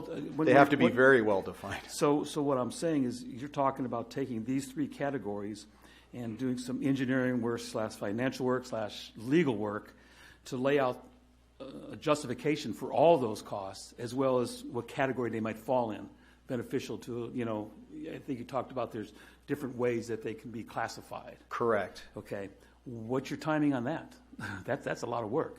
Well, staff is, we've been talking about it already, but we there's kind of a blue sky stage, and then you've got to sit down and think about the legal implications of everything.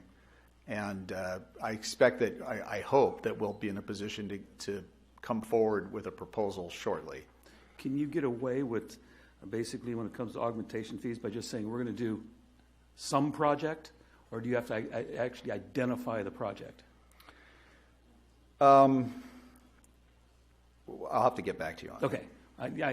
That's an important question. Right. Because if it's just a general of here's what we think things are going to cost, it sounds like what you said is we could be pretty specific to legally cover ourselves that this is why we need the fee. Yeah, it's a little awkward because there's a little bit of a chicken and the egg problem. We sort of have to collect the money in order to do the analysis to know, so it's a little... That's a tough one. I suspect that my hunch would be that this would be something that would start more modest, and then once we sort of get it more concrete as to what we're talking about, it would probably... we'd have a better number. We might come back and revise it upward at that point. Because I, as the public, I think would want to know that. What is the project we're doing, and what's the benefit to us? And that's what we have to show, correct? Yeah, that's right. And in the GSP, and I mean, there's a handful of projects that we're all aware of, and some are very expensive, and we still have to determine which road we're going down in some respects. But we do know that all of those projects will cost significant money. Right. So it's probably would be reasonable to start collecting at least the cheapest project costs or towards that. But again, I'm getting ahead of myself. Right. This is a discussion for you guys later. So I'm just asking that you're prepared with the timing involved in putting all those details together to justify this. Okay. I don't have any other questions.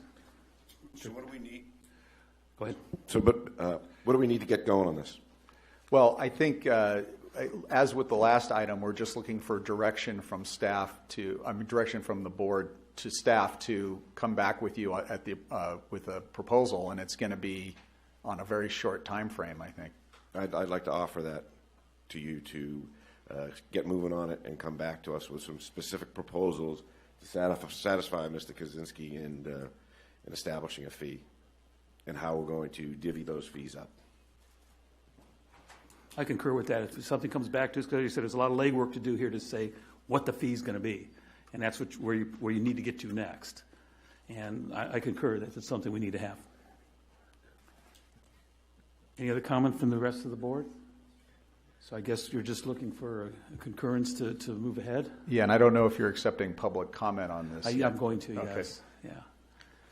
All right, so I'll ask for public comment, please. Better stay handy there, Keith. Yeah.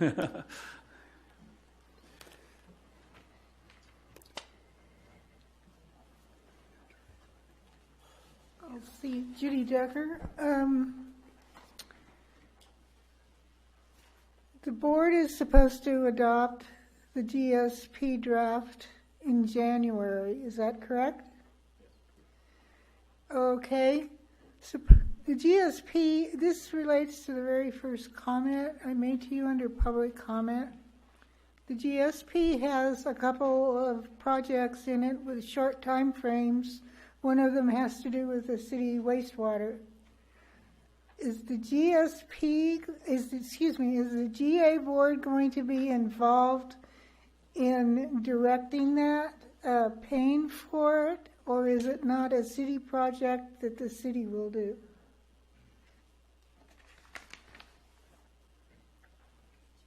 We don't have any, right now it's a city project. There is no understanding or agreement that it's anything else. Was it possible to come to the GA board? It is possible. I believe that this whole responsibility, authority to the governing agencies is one of the things that is really confusing people. And that's why I suggested earlier that this whole dance, for lack of a better word, needs to be explained so people don't trip over their feet.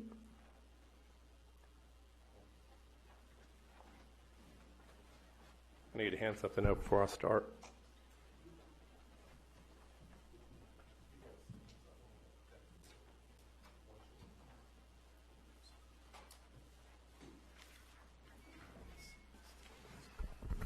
Okay, what you got there is an attempt to bring a little more clarity to what was just said, which is, in my opinion, was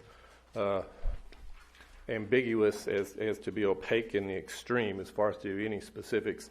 Now, the top page there is just for you to realize that all these costs you're talking to, as far as what the lawyers have ginned up and passed your way, who I refer to as the regents behind the kings, basically says Water District in Searles Valley is going to take it right there as far as to the cost of this. They're going to pay the augmentation fees. That's going to be the elephant in the room.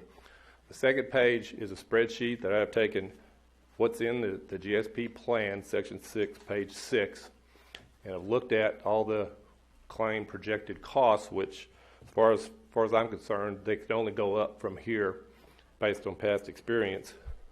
By using just that, which is all there is, using the highest possible cost for each portion, the lowest possible cost for each portion, amortizing out what's stated as being capital costs, which you say, okay, we'll take a loan for that for 30 years at 2%, which is pretty low interest rate, but we'll take it there. Calculate those numbers out, cost per year. Calculate the admin costs, which are yearly costs, in any case where there's a high and a low, and getting the bound of what this could end up being.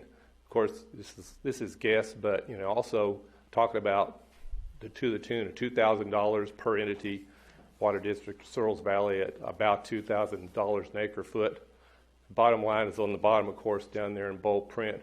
The lowest cost per year per household, and this will be either in the Water District, Searles Valley, I guess, takes it all in one lump sum.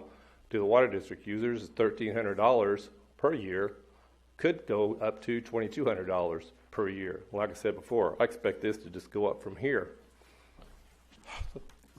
That's backbreaking. That's economy shaking. That's going to cause huge problems in this entire valley in all kinds of different ways. I think several of you probably already realize that from things I've heard said.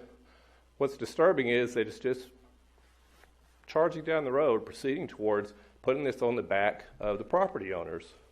I think you ought to get your lawyers to educate maybe themselves and you as to the fact that this is an unfunded mandate which is addressed in the state constitution, section 13, article 13b, section 6, which basically says if the state tells you have to do something, then if there's costs involved, they need to pay for it. Not us. That's not us. That's the state in general. Why would we want to do that? Well, because it's going to kill the economy in the valley if we proceed ahead with all these projects at all the projected costs. And guess what? We've been told we have a lot of water here underneath us, and we don't have to charge ahead in this kind of a schedule where we want to have a Prop 218 hearing and start charging all kinds of money to people in just a few months from now, when we don't even know when the plan is even going to be approved by the state.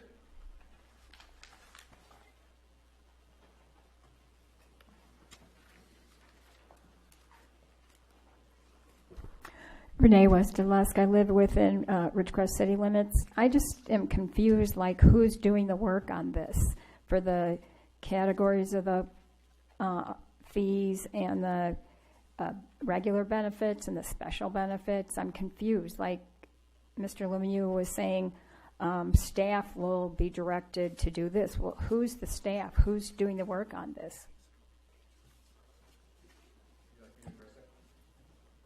The technical work would be done by the water resources manager, and the legal work would be Spelled the French way? Lemieux? Okay, thanks. I like your answer there. Okay, any other comments from the public? I'll bring it back to the board unless we have other discussions. I think that unless there's an objection to Mr. Gleason's recommendation that we proceed, because there's a lot of work to be done here, and I would like to have brought forward what it's going to cost. And I think in order to do that, we need to have consensus for you to proceed. So with that, unless there's objection, which I'm hearing none, I guess proceed. Thank you very much. Thank you. Okay. Is everybody worn out yet? We're going to move. Steve, you're going to be quick, right?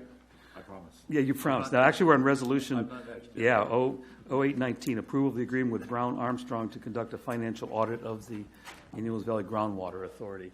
Don? I move staff's recommendation. Yeah. Second. Wow, I don't get to talk? Would you like to say something? We need an audit. Yeah, we need an audit, so unless you have otherwise, what do you have to say? All right, I'll take that. That's fine. You'll take that.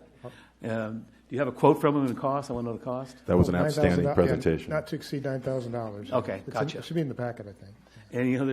Anything from the board before I open to the public? Anything from the public concerning the proposed audit? Hearing none, I'll bring it back up. Renee? I didn't, this is Renee Westelusk again. I didn't look carefully at the October budget sheet, but is this included in there, the $9,000? For the budget, yes. For this audit? There's It's an audit, part of that The cost of October? the audit is included in that, yes. Okay, thank you. All right. Hearing no further comments, I guess we need a voice vote, correct? Because it's a resolution. Jim? Yes, sir. A voice vote?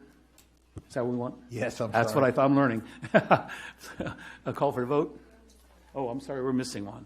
So we need a chit chat for a while. Is that it? I think we proceed. I think I see him walking Yeah. back, so Yeah. I'll call his name Okay. last. Director Page, Aye. Chairman Kaczynski, Yes. Vice Chair Gleason, Yes. Director Heyman, Yes. Director Vallejo. Did I miss any discussion besides the presentation? But we know, we just need to, this is for the audit. Aye. We have to be audited. Okay. All right, Steve. Water What? Resource Manager report, and you have 5 minutes. I'm Okay. kidding, no. Hey, thank you, Mr. Chairman. I'm here alone today. The reason why is because I was told I was going alone by Jeff and Heather because they are working on your comments, folks. You guys have a lot of comments, so and they're working through those. They might be. Hope they're not watching. Anyway, is Gary? You gonna? It's Gary, right? You're gonna pull up the. There you go. I have just a few quick PowerPoint slides. Updates mostly. I'm going to try to go fast. This has been kind of a long one. I didn't think it was going to go this long. That when I saw the fees on here, I thought, well, it could, but I appreciate everybody's patience and hanging in there because this is a long one. The first one's on the Prop 1 status and schedule, where we're at, just so you folks know. We did receive the payment that we just got. Invoice number 2 got paid by the state, $352,000 roughly. As a reminder, that was for 6 months' work. They got behind on their processing, so they asked us to double up on an invoice, so we did. We finally got paid. It took a while, but we, being the authority, finally got paid. So we're good there. Invoice number 3. It was actually delayed a little bit for us to get it out, primarily because of the GSP. I mentioned to our staff before the meeting, our staff team, that I was basically asked what we should be working on, the invoice to DWR or the GSP. And then Jeff pointed out to me, Steve, the only people getting hurt by not doing the invoice is us, so I think we need to work on the GSP. I said, okay. So we got the GSP out on time, but it delayed a little bit on the invoice. The invoice is now done. It's been submitted. I think, if Don, you haven't got it, I'll make sure you get it. So he has the draft. It goes in as a draft, so it's in. It's for $137,000 to the state. As you would expect, it's for 6 months. It's for the period April through June. So it's about half of what the one was before, which makes sense. So that's done. Invoice number 4, she has already started on invoice number 4, so we're working on that, and that'll cover April through June. Shouldn't that be July through Yeah, September? it should be, I was looking at the same thing. It should be July through September is what it is. So there's a typo later on too. So it'll be July through September. So that's in progress. The other thing that's going on is we have been working, we've been reporting, I'll report a little bit later too, on another slide on the SDAC stuff. It's kind of the same report. We've been working with the state on a time extension on the Prop 1 grant that we have on the schedule under the agreement. Whenever you do something like that, it requires an agreement amendment, which takes a little time. The primary purpose for the extension was for the SDAC because we kind of, for cash flow reasons, we actually delayed. We got the consultant proposals. We reviewed them. We got authorization from the board. We selected the consultants. We delayed authorizing the consultants to proceed and actually signing the executed agreements because of cash flow issues. And then we still, been, as you heard today, we're still working on. Folks are still working on those. The other thing that came up was when we talked to the state about doing that grant agreement amendment. They looked at some of the other things they were doing and asked us to work with them on anything else that specifically under the agreement might be included in the extension. So it took a little while to work with the state on all those other items. You can see in the, if the PowerPoint's up, I guess it's not up there. You can see it on the, up there, under the granted revisions at the bottom. It includes data gap project studies. So we included in the time extension, we included basically some field work that still needs to get done that may not get done through the holidays and through the end of the year. So we just added those into the grant extension agreement amendment. We didn't extend it any further. We just put more items in there. They basically want to see everything that is an adjustment to our original schedule to be in the amendment. So we've completed that.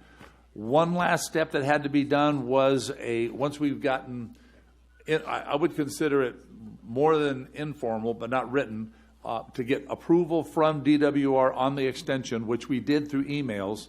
Then they asked us for a draft letter, which we did, and they sent back some comments. We have now revised the draft letter based upon what they requested and the other items within the extension. Legal counsel Jim Worth had asked for to look at that draft letter before it goes to DWR. We just got that to Jim yesterday, so I think Jim's going to look at that and then work with Don to get it signed and get it in. So that's where we are on Prop 1. I'm going to go through all of these, and if you have questions on any of them, we can go back because I know you folks are all tired. So the next one is the SDAC update. So it is a little bit of duplication. We requested the agreement extension on the Prop 1 for the SDAC primarily. I explained all that. Has tentatively been approved for a 1-year extension, which would go till April of 2021. I know that's one of the things that Jim wanted to check to make sure it goes through the end of the year. That's what it's set up to be. Right now, and Jim may have something to add if we do, because we're both working with the board on getting this SDAC program going. I think the intention right now is to wait until we get a written response from the state on the extension that legal counsel is comfortable with before we come back to the board and ask for actual authorization to execute agreements and go forward with the SDAC consultants. Is that correct, Jim? I think that's where we are. Yes, we're waiting for a written response from the department so you know what the parameters would be, how long that the programs can last, and what we can effectively get done within a short or a long time frame. So that's why we're trying to go out beyond 2020 to see if they can give us any additional time. So I think we're still tracking on the SDAC stuff, and there's no commitments yet made by this authority to the consultants. All we do is have their agreement on our changes to their consultant agreements, and they're waiting for the board to decide what to do next. So you still have a decision. You still have the ability to make a decision on SDAC work. So the next item that I have is and you've seen this before. There's been a little change in it. I hope the people don't get too upset about it, but I was told I had to do it. This is anticipated GSP adoption schedule. You've seen it before. November 4th, we did get the draft out to the TAC and PAC. At the same time we got it to the PAC and TAC, it was posted on the website. So in discussion with legal counsel, several legal counsels, we consider that for you folks, even though it wasn't notified to the public, that it essentially is out to the public. This doesn't start the formal public review process for the public hearing, but I want you folks to know that if you're out in the public, it's on the website, you can look at it any time. And everybody's commenting on that draft right now. So it is out. Those comments were due, original comments from the TAC and the PAC, written comments were due on November 15th. Some of them will come in a little late, but we've got a lot of comments. That's what they're working on now. The staff is in the office working on it. We're looking at the 18th through the 10th to get through the comments and make any revisions that need to be made, and then re-release it as a public review draft for the public hearing. That's the change that I'm mentioning, because I think before we had getting all of the comments addressed in the draft GSP earlier than December 10th. If you check me on it and you look back, I think it was earlier in December, like the 2nd or the 4th or something like that. So they asked to move that back a little bit, and so that's where we are right now. If we get it out earlier, we will. But like I said, the public review, the draft that we submitted to the TAC and PAC is on the website. You can look at all those. We also posted all of the PAC-TAC comments as of yesterday. I think some of the PAC-TAC chair, which were asking for that, we got authorization from legal counsel to make sure it was okay. We put them all out there. So I hope everybody that submitted comments is okay with that. Everybody that we've talked to wants their comments shared with other people, so they are now on the website. So that's been done. Under this schedule that we've got, the public review period, formal public review period, would start on the 10th. We provide additional opportunity for the TAC and PAC always. The board workshop, I want to come back to this when I get done, but there has been discussed by the board having a board or other kind of public workshop on the GSP. I'll come back to that, because I've got a note here for me to remember to do that, because I think that's not a decision for me, it's more for the board. We'll be requesting comments back on the final redraft GSP by January 6th. That's so that we can make whatever changes. If there are any changes to be made, anything substantial, we can make those before we actually come to the public hearing at the board on January 16th. That's the meeting where we intend to have a public hearing on it, take verbal comments. The board would review it, provide additional board comments. Based upon the board comments and the review that we've got in, the anticipation would be that the board would adopt the GSP pending whatever comments or changes they would instruct us to make for the final copy that we would then make and submit to DWR by January 24th. So that's the schedule. I just walked it through. Not much has changed. You should all have that. For all of these PowerPoints, I think there are hard copies out there on front. If you don't have them, let us know, or let April and Lauren know. We'll get them for you. But that's the schedule. Doubling back now, I know there were some questions. I know Judy Decker's been asking me, are we going to have a public workshop? And I guess I don't mean to do this on purpose. I guess we should have a discussion with the board whether the board wants a public workshop. Dawn and I, we had talked about a date, and I think the date that we thought would work best would be... We were suggesting Thursday, December 12th at 6 o'clock. And also that meeting would preclude not have a PAC and TAC meeting that month on the previous week. It would be scheduled for December 4th, but we didn't see a need for the PAC and TAC to meet because obviously the only thing to discuss is the GSP, and we could do that at the workshop. So that was our suggestion. The only question we have is where the venue should be, whether it be here or over in the Kerr-McGee Center. Obviously, Kerr-McGee Center can accommodate more people. We don't know how many people would show up. But I agree. If you don't mind us interrupting your presentation, I think we need to make a decision. Perfect. In my opinion. That's what I was hoping. So with that, I see Director Page has his... Yeah, I generally understand the idea of a public workshop. I'm just wondering what, in terms of getting to the approval, the public hearing process, what the goal is for that. Is it an opportunity to accept public testimony ahead of the public hearing, or is it just an opportunity for staff to answer questions that the public might have about the document? That's what I was kind of. What's the goal for the public workshop? given the period it would happen, I'm assuming the board would not be there to make any comments on how they might vote in January. So just what would be the goal of the public workshop? Outreach. Yeah, that's right. This makes sense. Well said. Yeah, outreach. So if it's outreach, is this a public workshop, not necessarily a board meeting, special board meeting, just a public workshop? It would be not a board meeting, not a special board meeting, no. Okay. I would, if the board's not going to, either way, if the board would be there or not be there, I would expect that we would try to get Jim Markman there too, if the board authorized that. And if it's not a special board meeting, I would like to make sure that it's videotaped so that the board members can watch it. Yeah, if that's the case, I think we'd have to be here in city council chambers. Yeah. Just for Good my time. personal schedule, I'll be representing the Groundwater Authority up in Inyo County on that same day, about that same time. So I wouldn't be able to personally be here at that time, on that date. I'm wondering what will be on our next agenda, assuming we're meeting the following week after that. And perhaps there's time to put a workshop and hear people's generalized comments without having an action there for us to be put on that agenda, if that makes any sense. I'm just throwing it out there. I sort of view the workshop is outreach. The public has a chance to look through the plan again. There'll be more comments, I'm sure, coming back and forth, and maybe some questions. And I sort of agree that probably Jim Markman should be here.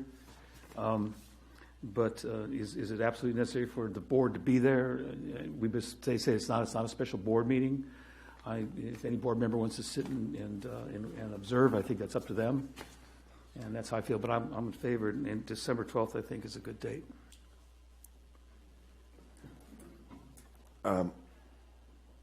Okay, I think I think it's in the evening we're talking about. Yeah, 6 o'clock. Yeah, I think it's a good thing to do. I'll be there. I'll flex my schedule to accommodate.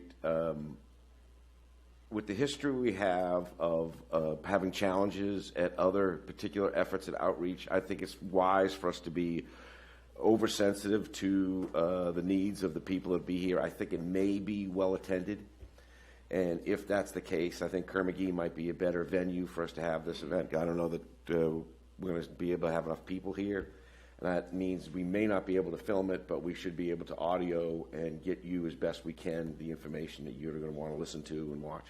So I guess what I'm saying is, yes, I agree we need it. November 12th is good with me. I think we should do it at Kerr-McGee.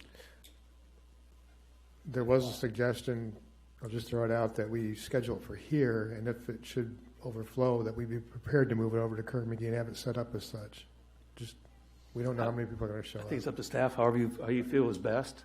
But I agree that if we have to accommodate more people, we need to be prepared to move and at least audio record it, for sure. Yeah, Okay. I'd prefer to just be prepared for a crowd that would require the bigger venue. I would hate for people to find out. We're moving it? Yeah, we're moving it. They show up and there's a sign on the door. I'd rather that we pick the larger venue. Okay, so direction is to have it at Kerr-McGee Center? Sounds like it. Okay. And I agree. I mean, I hate it could show up here a big sign, say, by the way, we moved it. Yeah. All right. Any other discussion on that one? I guess we're settled in on the 12th at 6 p.m. and the staff will put together. Good, thank you. It's Jim. Mr. Chair, I just, since we're talking about the GSP, there's a point of clarification that I'd like to make. During the joint PAC-TAC meeting, there was a statement made by Mr. Markman about the timing of the implementation of the GSP. Unfortunately, I looked at the video, and Mr. Markman was not at the microphone, and there may be some difference of opinion of what he said or what he meant. Legal did discuss that with Mr. Markman, and it was his recommendation, and he sent me an email that I'd like to read to everybody to try to help clarify what Mr. Markman said or meant at the joint PAC-TAC meeting, if that's okay. And this is about the timing of approval and That's such. correct. Okay. Yes. At the recent joint TAC-PAC meeting, I responded to a question as to whether the plan was enforceable during the course of the DWR review of the plan. Such enforcement presumably would be seeking civil remedies from the court. My response was that I was not comfortable that the statute clearly provides for immediate enforcement while DWR review is pending. I did not state an opinion that immediate enforcement was not available to the GSA, and only intended to note the ability to enforce was not legally certain. I understand that information previously received from DWR staff was that DWR would not include review or enforcement of pumping allocations, but only will concern the viability of the attainment of sustainability. I also understand that written confirmation of that DWR understanding of its Sigma role may be provided, although we're not holding our breath. In any event, the decision to enforce the adopted plan and when to enforce it remains at the discretion of the GSA board, and the board will continue to be offered legal input to consider when making such a decision. That's the extent of Mr. Markman's statement, and I have nothing to further elaborate on that. Thank you. I guess we're ready to proceed with the manager's report? Last item, and this is kind of, I hope it's kind of good news. We've done a lot of talking about finances and cost and things. Recognizing that the Water Smart grant application did not go through, I just tell you personally, I think we have a much better chance at this one, like we did Prop 1, than we did for the Water Smart, but we'll see what happens. This is on the Prop 68 status for that application for grant funding. Again, the handout's out there, so you can have it with you. It was submitted to DWR on the 14th of November. The original due date was extended to the 15th. There was the suggestion that you get it in early if you can, so that they could review it and provide any comments before the deadline date. We did get it in early. We did not get any comments, so I think we're good. On the schedule for the Prop 68, the public review draft of the funding list will be released in January and February, so it'll be coming out, and we expect awards to be in March 2020, so there's a chance we could get some more grant fund coming in to the authority early next year. Understanding that one of the things we've learned is getting grant funding from the state costs money, not just to get it, but to keep getting it. Takes a lot of time and money just to keep the people all working in the same direction. So the projects that were submitted include the evaluation of imported water opportunities. We put an estimate in there for that. It's up on there, $144,000. Shallow well mitigation plan, we've got money in there for that, almost $200,000. Groundwater allocation process, we got $250,000 in there for that, so we've requested that. Groundwater pumping fee support, $163,000 for a total of over $750,000 requested. Just so your information, when we first talked to DWR about this grant funding opportunity, it's loosely, this grant funding opportunity is loosely tied to an extension of the Prop 1 that we already got.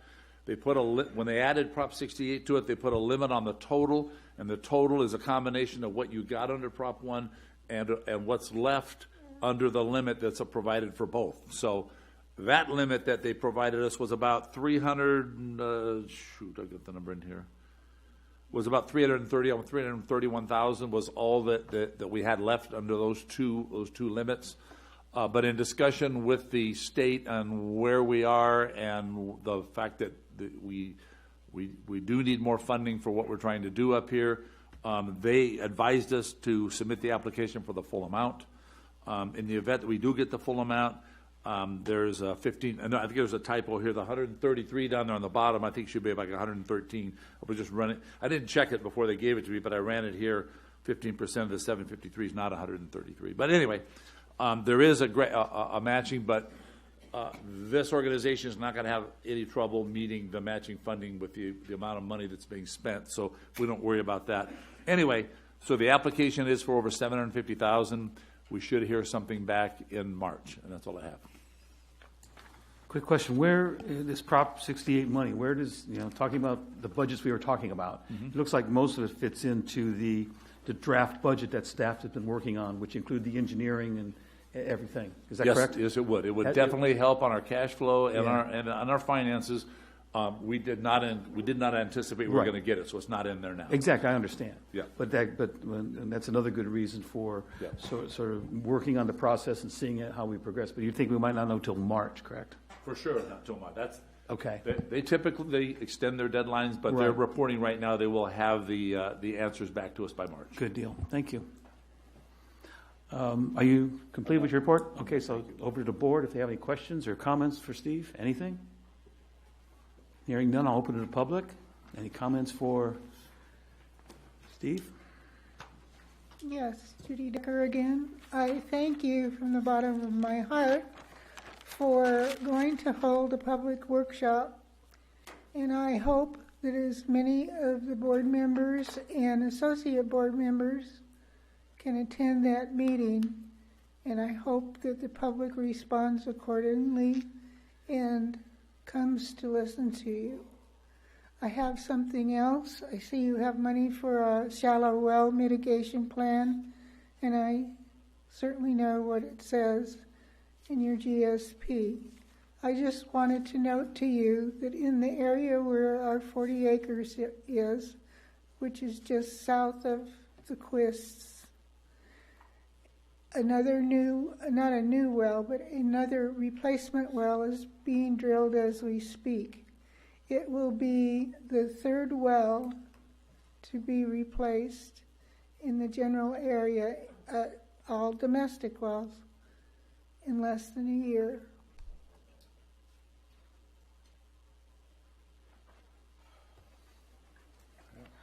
Renee Westelusk. I live in Ridgecrest city limits. I just want to ask about the drafts of the GSP. So you're going to incorporate all the TAC and PAC comments into the draft GSP before the December 12th? Correct. Okay, and then after that public workshop, then you're going to make another draft, and that's due by January 6th? Is that Correct. when you'll publish? Well, comments are due by the 6th, and then we'll make another draft for the actual public hearing. Okay. And then how are you going to advertise the public workshop? I assume you'll use different media venues, et cetera. I don't know if you have thoughts on that. It's kind of out of my... Yeah, we can put it on our Facebook page for the Water District. We can put it out in the paper. We'll billboard. We'll hire a skywriter. No, we'll use whatever media we can to get it out. I just want to make sure it's well advertised. And Okay. maybe the city can put it on their website as well. Okay. All right. Thank you. Yeah, Don makes a good point. Just because it's being recorded and videotaped, we are taking all comments in, and we're addressing those for this round for sure. We are addressing those that we feel are relevant to a change, and we'll make those changes. So we are doing some modifications for this round that will produce a review draft. The next round that we go through, that will be a public review draft intended for when we start the actual formal public review period for the public hearing. Those we would ultimately provide written responses to all comments. We will at that point. So this time we are not. We're just addressing when they come in. So it's possible. I know you guys don't think this is funny, but it's possible that you may have to make the same comment twice if we don't address it the first time. That's just the way it works. And if you don't give us a lot of comments, we can do it shorter. That helps too. So.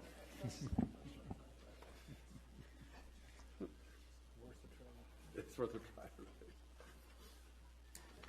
My Yes. name is Carol Vaughn. I'm the president-elect for the Ridgecrest Area Association of Realtors. Our president is out of town today.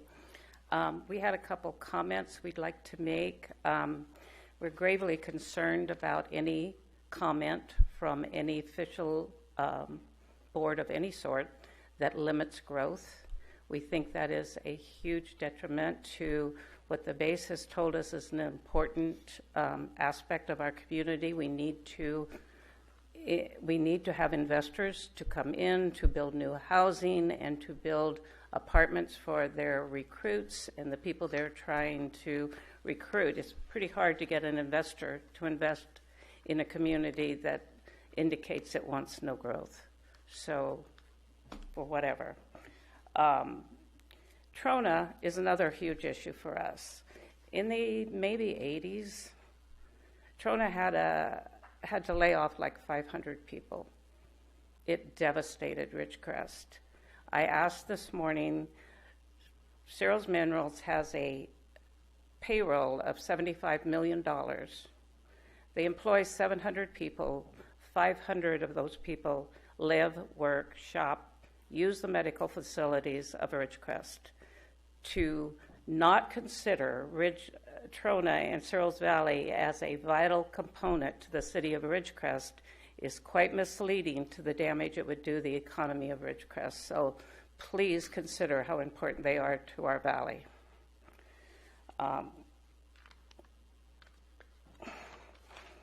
The financial information being published, I know there's a great deal more information than I have read, but there's so many talks of fees from several different locations, and one thing I'm pretty sure of is no matter where those fees are applied, be they on the property tax, be they on the water bill, be they on whatever else bill there might be, we know who's paying for those.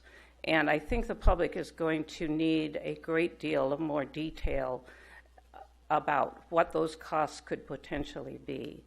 It's not fun to have people sitting in your office saying, I think I have to sell my home because I can't pay my property bill. So you have to concern that while you say fees, and the fees are a small amount maybe in your world, they may not be a small amount in a lot of people's world. So please consider that people need to know for real what those fees are, where they're coming from, why they're being applied, and how much more are they going to be before we are finished with this. It's critically important to people's lifestyle. And the other thing we'd like to just comment on is there's lots of talk about the aquifer. We'd like to know how big it is, how much water it is, how much water there is, and where else and how much it can cost. We really need a lot more detail. Thank you. Thank you. I want to address at least one of your comments, because I heard it at City Council last night. At no point I believe that this board has ever said that we're going to limit growth to 1%. I don't know where that got started or how it got started, but I'm going to read you section 2 of the plan on page 20. Bear with me. Section 1.6 of the Kern County General Plan projects that the population of Kern County will continue to grow at a rate of less than 2% annually over the next 20 years after publication in 2009. Yes, it's an old report. This population growth is attributed to a continuing influx of new residents from outside the county, as well as a natural increase of population in the county. The City of Ridgecrest General Plan provides the growth trends for the city, which indicate that population growth in the city is anticipated to be lower than that of Kern County. This is the important part. The water demands of the Indian Wells Valley Water District are projected to increase at a rate of 1% annually over the planning and implementation horizon of the GSP to account for the population growth. So people are confusing the 1% annual increase in water production by the water district that has nothing to do with limiting growth to 1%. And it's pretty well stated here, unless I'm reading this wrong. Okay? So I want to make that clear because I heard it last night at the City Council meeting. I'm hearing it again here today. At no point is this board, and correct me if I'm wrong, saying we're going to limit growth to 1%. As far as Trona goes, I believe you heard me say before that we feel it's a vital, important part of this community, Searles Valley Mineral is. And I don't believe, again, correct me if you're wrong, that I've heard any board member ever say that they need to be gone. If they did, I haven't heard it. So I can tell you that we support the fact that they need to be here and they need to be in operation. And we're going to continue to work in that direction. So that's all I have to say. Thank you. Please do. Just 2 comments. I thought that was really well stated. Thank you very much, because those are vital concerns for all of us. I agree with completely with the chairman. Trona is a vital member of our community. I'll say it publicly. I'll say it any place. And whatever we can do to accommodate Trona, we are going to fight and work to do. Fees need clarity. You're absolutely correct, and that's what the charge that we've charged our staff to begin developing more clarity on fees, and that will be forthcoming. Thank you. Thank you. Next. I'm Sarah Zegers, a Kern County resident just outside of Ridgecrest. And I just have a request for Mr. Worth. I wonder if that correspondence from Mr. Markman could be made available to us who would like to have copies of it, please. Sure, that shouldn't be a problem. I don't have that many copies with me, though. Okay. We'll post it on the website, I suspect. That's a good idea. It will help clarify some ambiguity that came out of that. Thank you. Thank you. And I would like to also thank the board for setting up the public workshop. I know we had those years ago for the solar issue with Solar Millennium. And there was several of those workshops, and they worked very well for us to get information and exchange information. So that was a while ago, 2010, I think. Anyway, thank you very much for your time. Thank you, Sarah. Are there any more comments or about the manager's report? If I'm hearing none, we'll go ahead and move on to, oh, look, we're closing comments. Unbelievable. We're finally there. Was there something else I'm missing? I'm sorry. Update for, I'm sorry, I forgot you guys. I tried to slip by, but I got caught. You skipped public outreach. Yes. You skipped public outreach? So let's go with public outreach. I believe if there's any, did any occur besides the billboard? If the board doesn't have anything, well, I was going to mention the billboard later, but just real quick, and not specific to the Groundwater Authority, but the Water District had a booth at the Petroglyph Festival, the 6th Annual Petroglyph Festival, and the 2nd and 3rd. And just as it relates to the Groundwater Authority, we do get people that come up and ask questions about what's going on with the water in the valley. Lauren's shaking her head because she was there basically all day Saturday and fielded a lot of those questions. I did as well in the afternoon, but it was an opportunity for outreach to interact with the public on concerns that they have about the Groundwater Authority and what's going on within the basin. So that's my report. And thank you to you and your staff. All right. Questions for the pack and attack? I know you've already got one assignment that came courtesy of John. We are ready for your comments and questions. I do have a comment that I'd like to make you aware of. I was informed that Earl Wilson was taken to the hospital just recently for a heart attack, and we are wishing him his best in his recovery, and our strong positive thoughts are headed his way. Thank you. Yeah, I have two quick items for the PAC. First, clarification. The week that we would have had our meeting scheduled is the first week in December, which is also the Aqua Conference. And I want to confirm what I've heard today is that we do not intend to have any regularly scheduled PAC or TAC meetings that week. That's correct. And That's so so our next meeting will be in January, and we hope at that time to have teed up the action item that Director Vallejo suggested, but you all voted on it. Well, he's going to provide you all the data you need. So hopefully that January meeting, we will in fact take that up. Okay. On the fee, perhaps raising or not recommendation, with the information that we won't need next week now, but we'll need it by Christmas probably. Christmas present. Yeah. And Dave, if I could request that you send any information that you need to me so that we can compile it for you ahead of time. Yeah, it will be most of the questions we asked today, and I'll give you a list. put it in Also, writing and we send will it. probably have to consider alternate dates because that's the 2nd in January, and it may be difficult to get a quorum.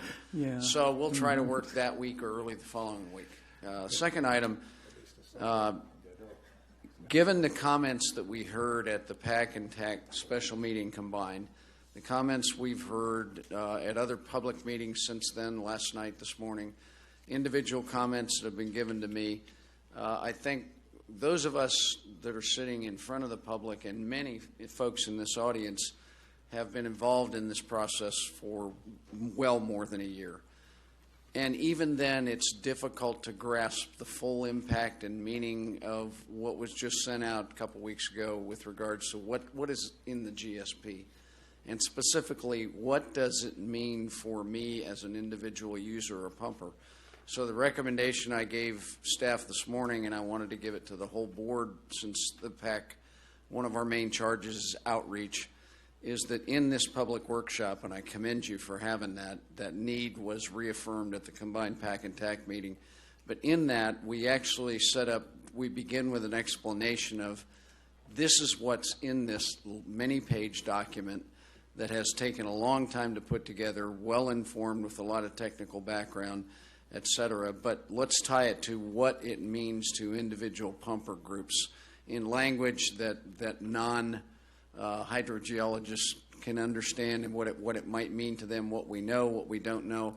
I think that's the single best thing we can do for public outreach and understanding in that meeting, and then take the questions. I don't think it would be advisable to just do questions. Just my input as the PAC chair. That is not what the committee told me to say.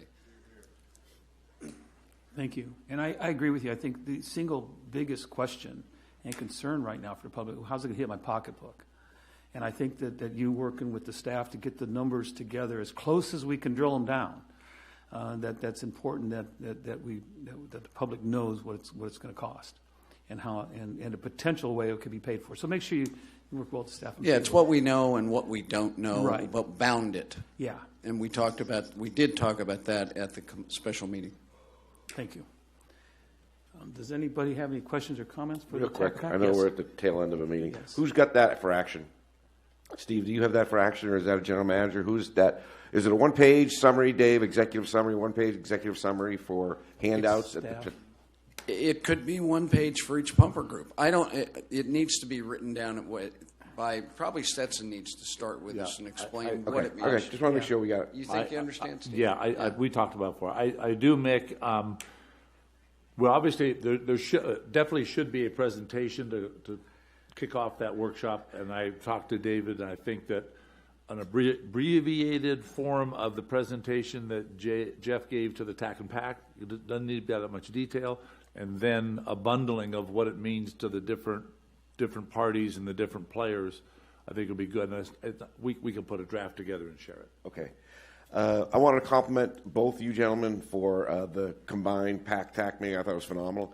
I thought the optic of the picture in the newspaper of having this podium filled and everybody here, and there was 30 or so people, I don't know how many people were actually, vital members of our community actively engaged in developing a plan, sent a clear message to anybody who saw that picture that this is a community-based effort, and so my hat's off to both of you. Thank you very much for your work. That's Mr. Chairman. And I was here for the meeting. I agree wholeheartedly. I watched it. I thought it was well controlled. You got lots of good comments. There's not a lot of questions to go back and forth. It was mostly about comments from the public and comments from all your members that were sent on to Stetson. I surely appreciate the time and effort you put into it. It was great to see it. And again, the picture, the paper, you're right. The optics were great in that. It was a nice picture. All right. Any other questions for these group? Anything for the public for TAC and the PAC? All right. Hearing none, then, I guess I can move on to the general manager's report. I'll try and make it brief. Please. With regard to Capital Corps, last board meeting we had in October, Capital Corps provided a document which outlined the specific actions related to the tasks in their original proposal that they felt they remained to be done. And at that October 17th meeting, the board agreed with the importance of continuing to be engaged on behalf of the Groundwater Authority on the Defense Communities Infrastructure Program. So with that in mind, I had sent an email to Capital Corps and advised them that all other tasks are to stop. They were only authorized to proceed with the 46 and a half hours that they had identified of work remaining to act on our behalf with regard to that program. The amount was $6,750. So they've been informed of that. That is the only thing they're working on. Everything else has been stopped. And the report, for sake of brevity, the report is in your board packet, their October update. So I don't want to go through that. Questions on that? Nope. I'm sorry, Steve, you have something? I have not a question, but and I hope this is okay, in line, but Anita's comments that you made, Anita, about Capital Corps going up to Washington and stuff, I'm very sensitive to that. I think it's a good comment, but I want to make sure when you folks see something that really doesn't make sense, because for this organization to pay somebody like Capital Corps to go to Washington really doesn't make sense.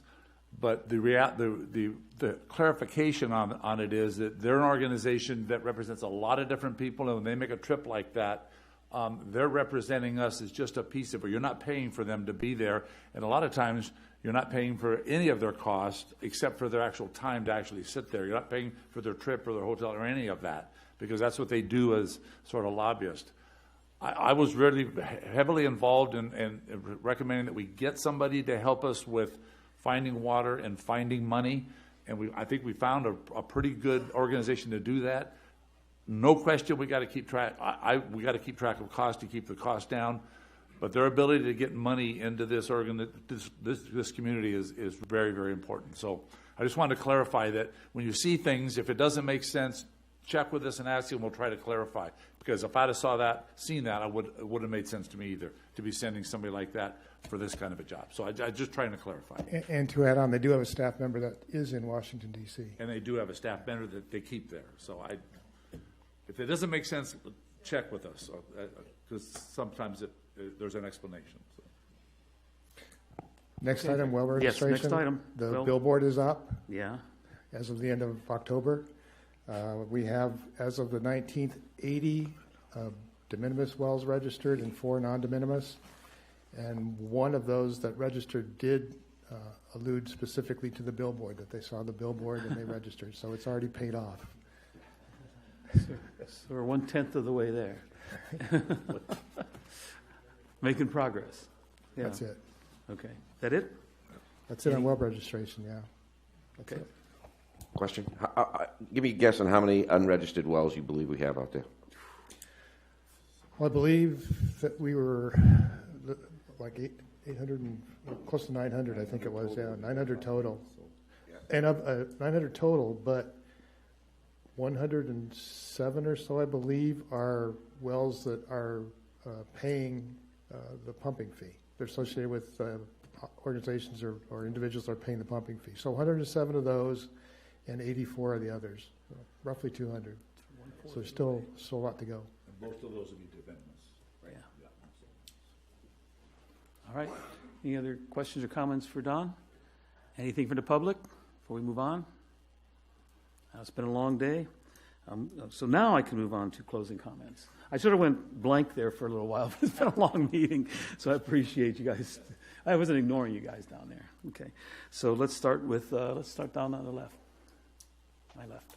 I have nothing specific, but as a PAC member, also, we did submit our comments. You can find them on the web. Commander? No comments.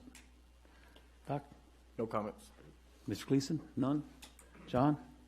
Yeah, so just to echo the comments that were already made, Inyo County is aware of Earl Wilson's current health crises, and we are looking for his immediate contact information for his immediate family.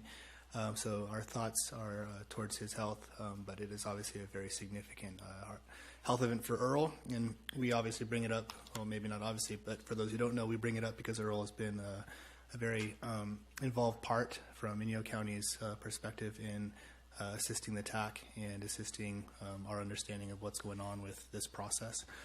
I would leave it at that, and I'm happy to talk with individuals as I've received notes about it today to let you know what we know. Beyond that, I was able to pull up the draft GSP from the website, well, at least the new sections. I watched the PAC and TAC meetings at double speed, which was somewhat entertaining, and to try to glean what comments were already being made, but it seemed like a lot of those comments were going to be made in writing. I'm glad to hear that those comments were put on the website now, so I've probably already done some redundant commenting, but I look forward to putting in some comments as well before we get to the ultimate final decision for this board, because I wouldn't want to see this board have substantial comments at the meeting where we're supposed to adopt that haven't already been discussed beforehand, at least. So with that, thanks for all your work. Look forward to wrapping things up as quickly as we can. Thank you, John. I just want to reiterate, I thank you for the public for persevering with us. I know it's been a long meeting. The reason it is Director Gleason said, hey, this is going to be a short meeting, so just realize don't say those kind of things. I appreciate everybody's work, everybody's involvement, everybody's input. I want it to continue. And I also want to go ahead and extend my feelings towards Earl, and I hope he gets better, and I hope his family, and my condolences to him. I hope everything turns out. Keep us informed. And with that, meeting is adjourned. And happy Thanksgiving, everybody. Yeah, happy Thanksgiving. Thank you.